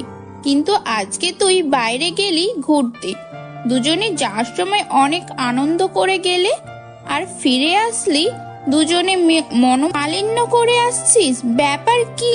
নিয়ে ঝগড়া করেছিস নাকি? আরে আম্মু, তুমি যে কি বলো না বুঝতে পারি না। ঝগড়া হবে কিসের জন্য রাস্তায়? আমি তো নিজেকে কন্ট্রোলে রাখি সব সময় এখন। সেটা তো জানি। এখন আমার মেয়ে লক্ষ্মী হয়ে যাচ্ছে দিন দিন, আগের থেকে অনেক ভালো হয়ে যাচ্ছে। আর জামাই তো এখন বাবা মাকে ভুলেই যেতে ধরেছে প্রায়। তাদের সাথে কোনো কথাই বলে না, তাদেরকে সময় দেয় না। আম্মু, তুমি এটা কি কথা বলতেছো? আমি তোমাকে সময় দেই না, তোমার সাথে কথা বলি না? তুমি আজকে এটা নতুন করে আবার কি বলতেছো? এটা আমার কথা না রে মামনি, এটা তোর আব্বুর কথা। তোমার আইডল মঞ্চে তার কথার কারণ, তার থেকে তুমি আজকে কতদিন ধরে কথা বলো না ভেবে দেখেছো? বিয়ে হওয়ার পর থেকে তাহলে তিনি মনে করবেন সেটাই তো এখন ভাবার বিষয়, তাই না? সরি, আমার একদম মনে ছিল না। এখন কি আব্বু ঘুমিয়ে পড়েছে নাকি এখনো জেগে আছে তুমি কি জানো? সেখানে তো এখন গভীর রাত হয়ে তো ঘুমিয়ে পড়েছে। আমার সাথে কথা বলার পর বলেছিল সে ঘুমিয়ে পড়বে, এখন হয়তো ঘুমিয়ে পড়েছে, কারণ আমার সাথে কথা বিকেলে বলেছিল। তাহলে কালকে কথা বলে নেব। এখন আমি একটু রুমে যাচ্ছি, রুমে গিয়ে দেখি তোমার জামাই বাবুর কি খবর। আচ্ছা, আমার রান্নার কাজ প্রায় শেষ, তোরা এসে ঠিক তাই গল্প করলাম না একটু তোদের সাথে। আমি রান্নার কাজটা শেষ করে তাকে নিচে ডেকে আনছি, তুই গিয়ে দেখ মাহিনের কি খবর, বেশি হলো না কি কমলো। তারপর দীপা সেখান থেকে উঠে উপরে চলে আসলো। এসে দেখে মাহিন শুয়ে আছে মাথায় হাত দিয়ে। দীপার মনে শুধু এখন একটাই চিন্তা করতেছে, মাহিনের কি এমন নদীতে আছে সেটা সে জানে না। না জানাই স্বাভাবিক, কারণ ছোট থেকে তাদের সাথে মেশা হয়নি তেমন। তারপর দীপা গুটি গুটি পায়ে মাহিনের মাথার কাছে গিয়ে বসে পড়লো, আর দীপার এক হাত মাহিনের মাথার উপর দিল। মাহিনের মাথায় হাত বুলিয়ে দিতে লাগলো। মাহিন চোখ খুলে তাকিয়ে দেখে দীপা তার পাশে বসে আছে। মাহিন দীপাকে দেখে শক্ত করিয়ে জড়িয়ে ধরলো। সেটা দেখে দীপা অবাক হয়ে গেল। মাহিনের ভিতর কি এমন চলছে সেটা দীপাকে জানতেই হবে। আচ্ছা, তুমি আমাকে একটা কথা বলবে, তোমার কি হয়েছে? তোমার ভিতর কি চলতেছে? আর তুমি সেই নদীর পাড় থেকে আসার পর থেকে দেখতেছি তোমাকে অন্যরকম দেখাচ্ছে। যতই তুমি আমাকে দেখানোর হাসি খুশি থাকো না কেন, আমি জানি এখন তোমার মনের খবরটা বুঝতে পারি। বলো না কি হয়েছে? আমার কিছু হয়নি, আমার ফ্রেন্ডগুলোর কথা খুব মনে পড়ে যাচ্ছে, তাই খুব মনটা খারাপ হয়ে যাচ্ছে। কারণ তাদের সাথে কতদিন আড্ডা দিয়েছিলাম, কতই না। দেখো, আমার সাথে চাপাবাজি করে কোনো কাজ হবে না, কারণ আমি জানি তোমার নিশ্চয়ই কোনো একটা রহস্য আছে এই নদীর তীরে। বলো না কি আছে সেখানে। তোমাকে আর কত করে বলবো, সেখানে আমার কোনো কিছুই নেই, কোনো স্মৃতি নেই, কোনো কিছুই নেই। শুধু যে স্মৃতিগুলো আছে সেগুলো আমার ফ্রেন্ড সার্কেলদের নিয়ে। আচ্ছা, আজকে যাদের জন্য তুমি কষ্ট পাচ্ছ, তারা কি তোমার জন্য কষ্ট পাচ্ছে? তারা তো কষ্ট পাচ্ছে না, তারা তো দিব্যি আছে। তাহলে তুমি কেন কষ্ট পাবে তাদের জন্য? আমি কোথায় কষ্ট পাচ্ছি? আমি তো দিব্যি আছি, তোমার সাথে চুটিয়ে প্রেম করতেছি। আমি আবার কোথায় কষ্টে থাকলাম? দেখো, ফাজলামি করবে না সব সময়, কিন্তু আমার ফাজলামি ভালো লাগে না। বলো না কি হয়েছে তোমার। মাহিন কিছু না বলে চুপ হয়ে গেল, কারণ মাহিন তাকে কি জবাব দেবে। মাহিনের সাথে সেই নদীর তীরে যেটা ঘটেছে সেটা কাউকে বলার মতো না। এমনকি সে কথাগুলো নিজে ভাবতেও কেমন যেন ভয় লাগে। তাই মাহিন চুপ করে রইল আর সেই কথাটা স্মৃতিচারণ করতে লাগলো মনে মনে। মাহিন হঠাৎ করে চমকে উঠল। মাহিন চমকে ওঠা দেখে দীপাও কিছুটা ভয় পেয়ে গেল। কি হয়েছে তোমার? এরকম করলে কিসের জন্য? তুমি কি কোনো কিছু দেখে ভয় পাচ্ছ, বা তোমার কোনো কিছু দেখে সমস্যা? আরে বলো না তোমার কি হয়েছে। আমি বুঝতেছি না তো, আমার খুব ভয় লাগছে তোমাকে নিয়ে। তোমার কি হয়েছে আমাকে বলবা না তুমি? কই, আমার তো কিছু হয়নি, আমি একদম ঠিক আছি। তুমি কি বলতেছো? আমি তো ঠিক আছি, আমার তো কোনো কিছু হয় নাই। তুমি কি বলেছো আমি বুঝতেছি না তো। দেখো, এরকম ন্যাকামি করবে না। তোমার কি হয়েছে বলো, আমার খুব টেনশন হচ্ছে তোমাকে নিয়ে। তোমার কখন কি হয়ে যায় বুঝতেছি না, আমার খুব টেনশন হচ্ছে, বারবার বলতেছি। তারপরেও তুমি আমার সাথে এরকম মজা করতেছো, কিছুই বুঝি না। তুমি বললে তোমার সমস্যা কি আমাকে বলতে হবে তো, তাই না? আমার তো জানার অধিকার আছে। তুমি সত্যি আজব কথাবার্তা বলতেছো। আমার তো কিছু হয়নি যে আমি তোমাকে সেটা বলবো। আমার তো অতীতের তেমন কোনো ঘটনা নেই বা রহস্য নেই যেটা তোমাকে বলবো। আমি তো একদম স্বাভাবিক ছিলাম। তুমি আর আমি ছোট থেকে একসাথে বড় হয়েছি, তারপর তুমি বুঝতেছো না? আমার যদি কোনো কিছু ঘটে যেত তাহলে নিশ্চয়ই তো তুমি জানতে পারতে, তাই না? বুঝতে পারতেছি, তুমি এইভাবে আমাকে বলবে না, তাই না? আচ্ছা, বলতে হবে না। আমি আর এই বিষয় নিয়ে তোমাকে কোনো কথা বলবো না। তোমাকে আমি সুস্থ দেখতে চাই। তুমি যদি এটা নিয়ে কোনো টেনশন করেছো তখন দেখবে। আমি তো কোনো কিছু নিয়ে টেনশন করি না। তুমি আমাকে টেনশন দিচ্ছ কারণ তুমি বারবার এটা বলতেছো। আর কি কি বলতেছো? আমার তো তোমাকে নিয়ে টেনশন হচ্ছে। তোমার মাথায় কোনো সমস্যা হলো না তো? একদম ভালো হবে না বলে দিচ্ছি। পিটানি শুরু করে দিব। আমার খুব খারাপ লাগতেছে তোমার এই ব্যবহারগুলো, কেন জানি মেনে নিতে পারতেছি না। দেখো, আচ্ছা হইছে, আর মেনে নিতে হবে না। এখন আমাকে একটু আদর করে দাও তো। আমার খুব আদর খেতে ইচ্ছা করতেছে। তোমার সেই নরম হাতের একটু গরম আদর এখন পেতে চাই। একটু গরম করে দিবা আমাকে? এখন কোনো মজার মুডে আমি নেই যে তোমাকে আমি মজা দেব এখন, বুঝছো? এখন আমি অনেক টেনশনে আছি, আমাকে আমার মতো থাকতে দাও। তুমি শুয়ে আছো, শুয়ে থাকো। আমি এখন কাউকে গরম করতে পারবো না। কে বলেছে তুমি গরম করতে পারবে না? তুমি পারবে গরম করতে। এইভাবে গোমরা হয়ে বসে আছো কিসের জন্য? আসো না, একটু গরম হয়ে যাই। বলছি না হবে না, তারপরেও এরকম করতেছো কিসের জন্য? আমার সাথে চুপচাপ যেখানে শুয়ে আছো সেখানে গুটিসুটি মেরে শুয়ে থাকো। এখন আমি নিজেই বলতেছি, এখন কাছে আসবে না, তাই তো? যখন তুমি কাছে আসতে চাইবে তখন দেখবে যে আমি তোমাকে কাছে টেনে নেব না। তখন দেখবো মজা কাকে বলে। আমার যখন ইচ্ছা হবে আমি সবকিছু জোর করে নিতে পারি, এটা কাউকে বলতে হবে না। তার মানে তুমি বোঝাতে চাচ্ছ এখন আমিও তোমাকে জোর করে সবকিছু করি, তাহলে তোমার ভালো লাগবে, তাই না? আচ্ছা, তাহলে সেটাই করতেছি। দেখো, একদম ভালো হবে না। তুমি আমাকে এখন স্পর্শ করবে না, ভালো লাগতেছে না, আমার খুব টেনশন হচ্ছে। আর তুমি দেখো, আমি এখন কোনো কথা শুনতে চাচ্ছি না। তাড়াতাড়ি এখানে শুয়ে পড়ো, তাহলে খুব ভালো হয়। কারণ আমার এখন জড়িয়ে ধরতে ইচ্ছা করতেছে কাউকে। আমি এখন শুয়ে পড়তে পারতেছি না। আমি বলেছি না আমি বাইরে যাচ্ছি, আম্মুকে রান্নার কাজে সাহায্য করব। তুমি তো বলে আসলে একটু আগে, তাই না? আমি বলে এসেছিলাম, তাহলে তুমি আবার ঘরে আসলে কিসের জন্য? ঘরে যেহেতু এসেছো তাহলে একটু আমাকে চুম্মাচাটি দিয়ে যাও। দেখো, একদম ভালো হবে না, লুচ্চামি বন্ধ করো। আর একটা যদি লুচ্চামির কথা বলেছো তাহলে কিন্তু ভালো হবে না বলে দিচ্ছি। লুচ্চামির কি হলো এখানে? স্বামী স্ত্রী আমরা, এখানে লুচ্চামির কথা কোথা থেকে আসবে শুনি? আমি কি অন্য মেয়ের দিকে তাকাচ্ছি, নাকি তুমি চাও আমি অন্য মেয়ের কাছে চলে যাই? একদম এরকম কথা যদি মুখ দিয়ে উচ্চারণ করেছো না, তাহলে পিটাইতে পিটাইতে মুখ ভেঙে ফেলবো। মানুষ চেনো তুমি? আমাকে অন্য মেয়ের কাছে যাবে কিসের জন্য? আমাকে রেখে অন্য মেয়ের কাছে যাবে কিসের জন্য? আমার কাছে কিসের অভাব পড়েছে নাকি? আমার কাছে কি অভাব পড়েছে নাকি? অভাবে তো পড়েছে, তা না হলে এত জোর করতেছি তারপর তুমি আমাকে একটু আদর করে দিচ্ছ না। মনে হচ্ছে যে অভাব পড়ে যাচ্ছে দিন দিন, তার জন্য তুমি আমাকে আদর করে দিচ্ছ না, তাই তো? মাহিনের কথা শুনে দীপার রাগ একদম চরম পর্যায়ে উঠে গেল। দীপা মাহিনের এ কথাটা কেন যেন মেনে নিতে পারছে না, কিন্তু মাহিন যেটা শুরু করে দিয়েছে সেটা দীপা কোনোভাবেই মেনে নিতে পারছে না। কারণ দীপার এখন এসব না করাই ভালো। যে কোনো সময় দীপার আম্মু ডাক দিতে পারে, তার জন্যই দীপা নিজের রাগটাকে কন্ট্রোল করার চেষ্টা করছে।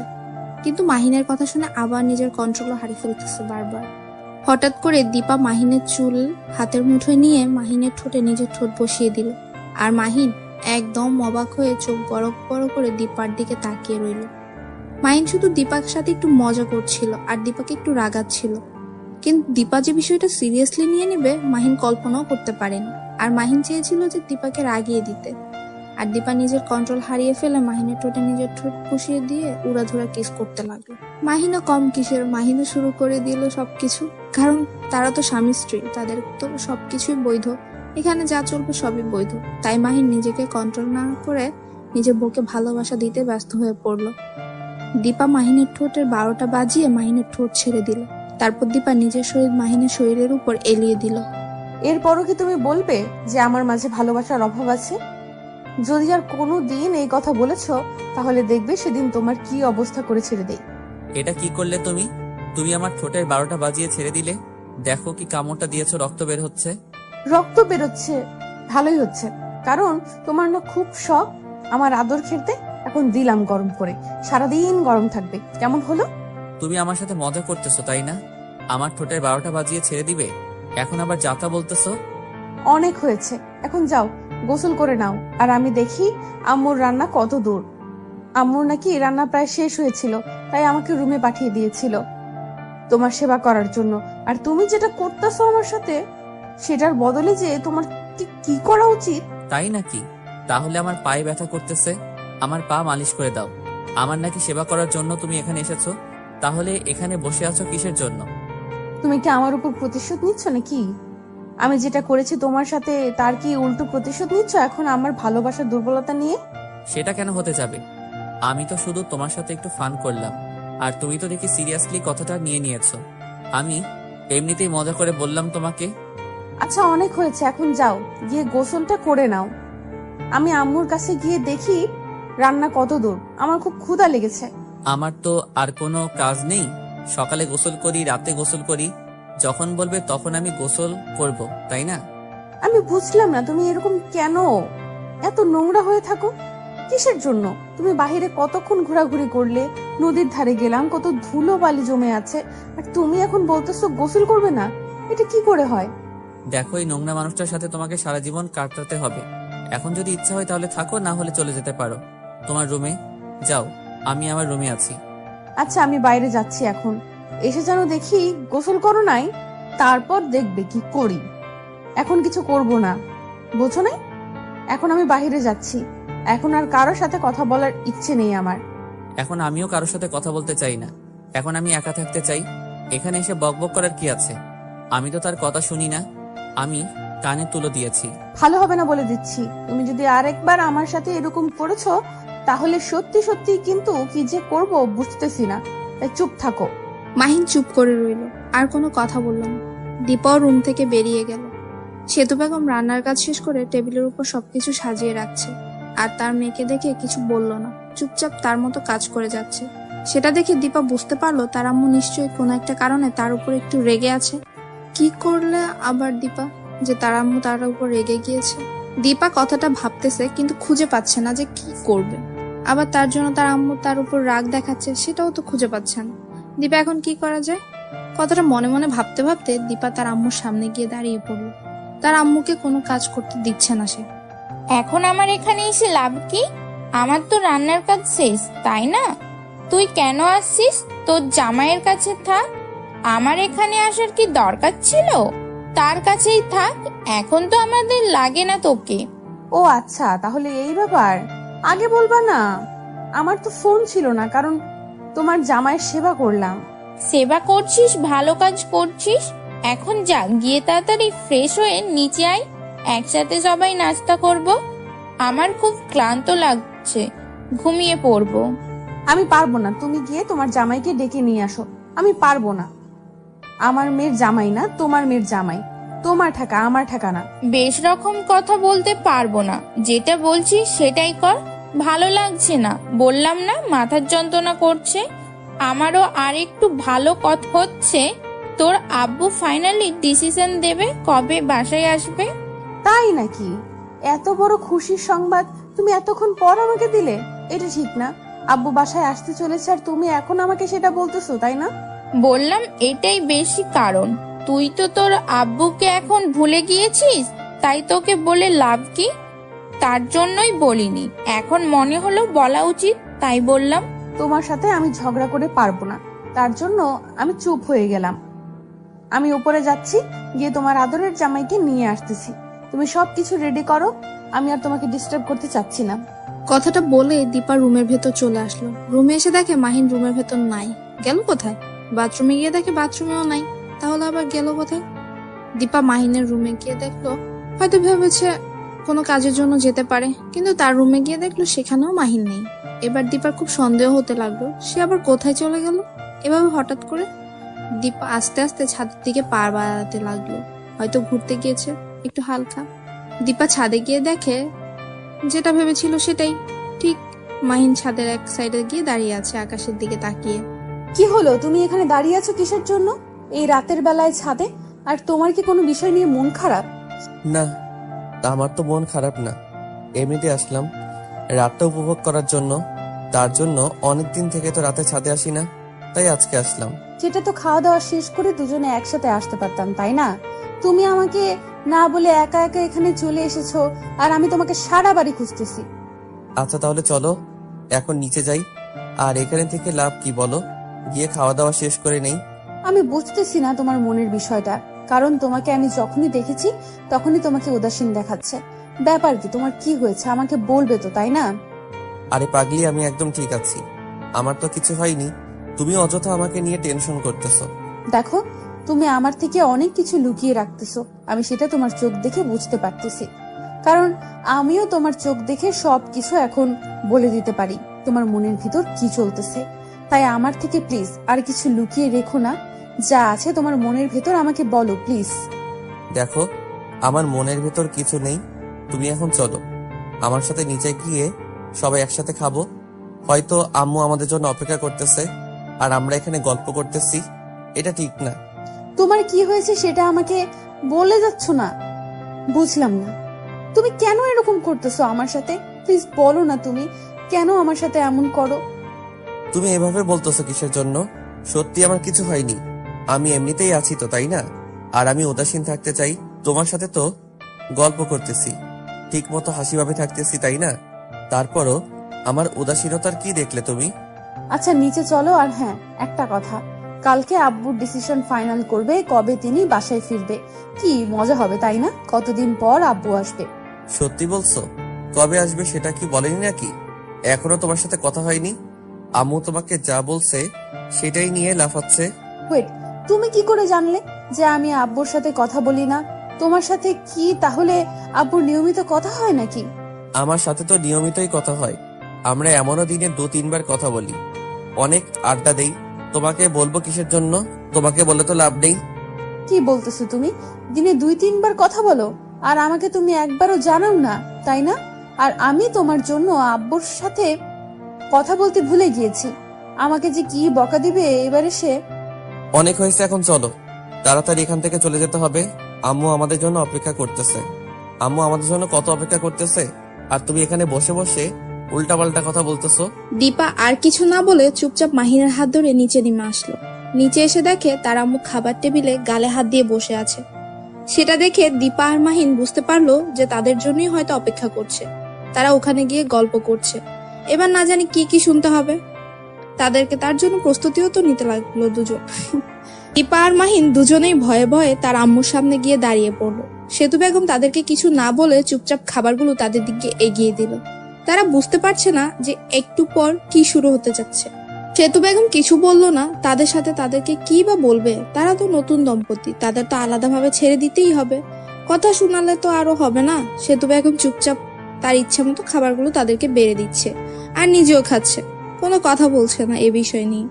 সেটা দেখে দীপা মাহিনের দিকে তাকাচ্ছে, মাহিন দীপার দিকে তাকাচ্ছে, কিন্তু কারো মুখ দিয়ে কোনো প্রকার কথা বেরোচ্ছে না। সবাই যার যার মতো খাবার খাচ্ছে, কেউ কোনো কথাই বলছে না। সেতু বেগম মাহিনকে আর দীপাকে সবকিছু দিতে লাগলো। মাহিন দীপার দিকে তাকাচ্ছে, কিন্তু কিছু বলতে পারছে না। কি জানি কি কি বলবে, তার জন্য চুপ করে রইলো। আর মাথা নিচু করে দীপা আর মাহিন দুজনেই খেতে লাগলো। খাবার খাওয়া শেষ করে সেতু বেগম দীপাকে বলে নিজের রুমে চলে গেল আর দরজা বন্ধ করে দিল। দীপা আর মাহিন অবাক হয়ে তার দুজনের দিকে তাকিয়ে রইল। মন খারাপ নাকি তার? কিন্তু কেউ কিছু বললো না কেন? চুপ করেই রইল। এখানে শব্দ। হাই বন্ধুরা, গল্পটা কেমন লাগলো অবশ্যই কমেন্ট করে জানাবেন। আর যারা এখনো চ্যানেলটিকে সাবস্ক্রাইব করেনি তারা অবশ্যই চ্যানেলটি সাবস্ক্রাইব করে রাখুন। আল্লাহ হাফেজ।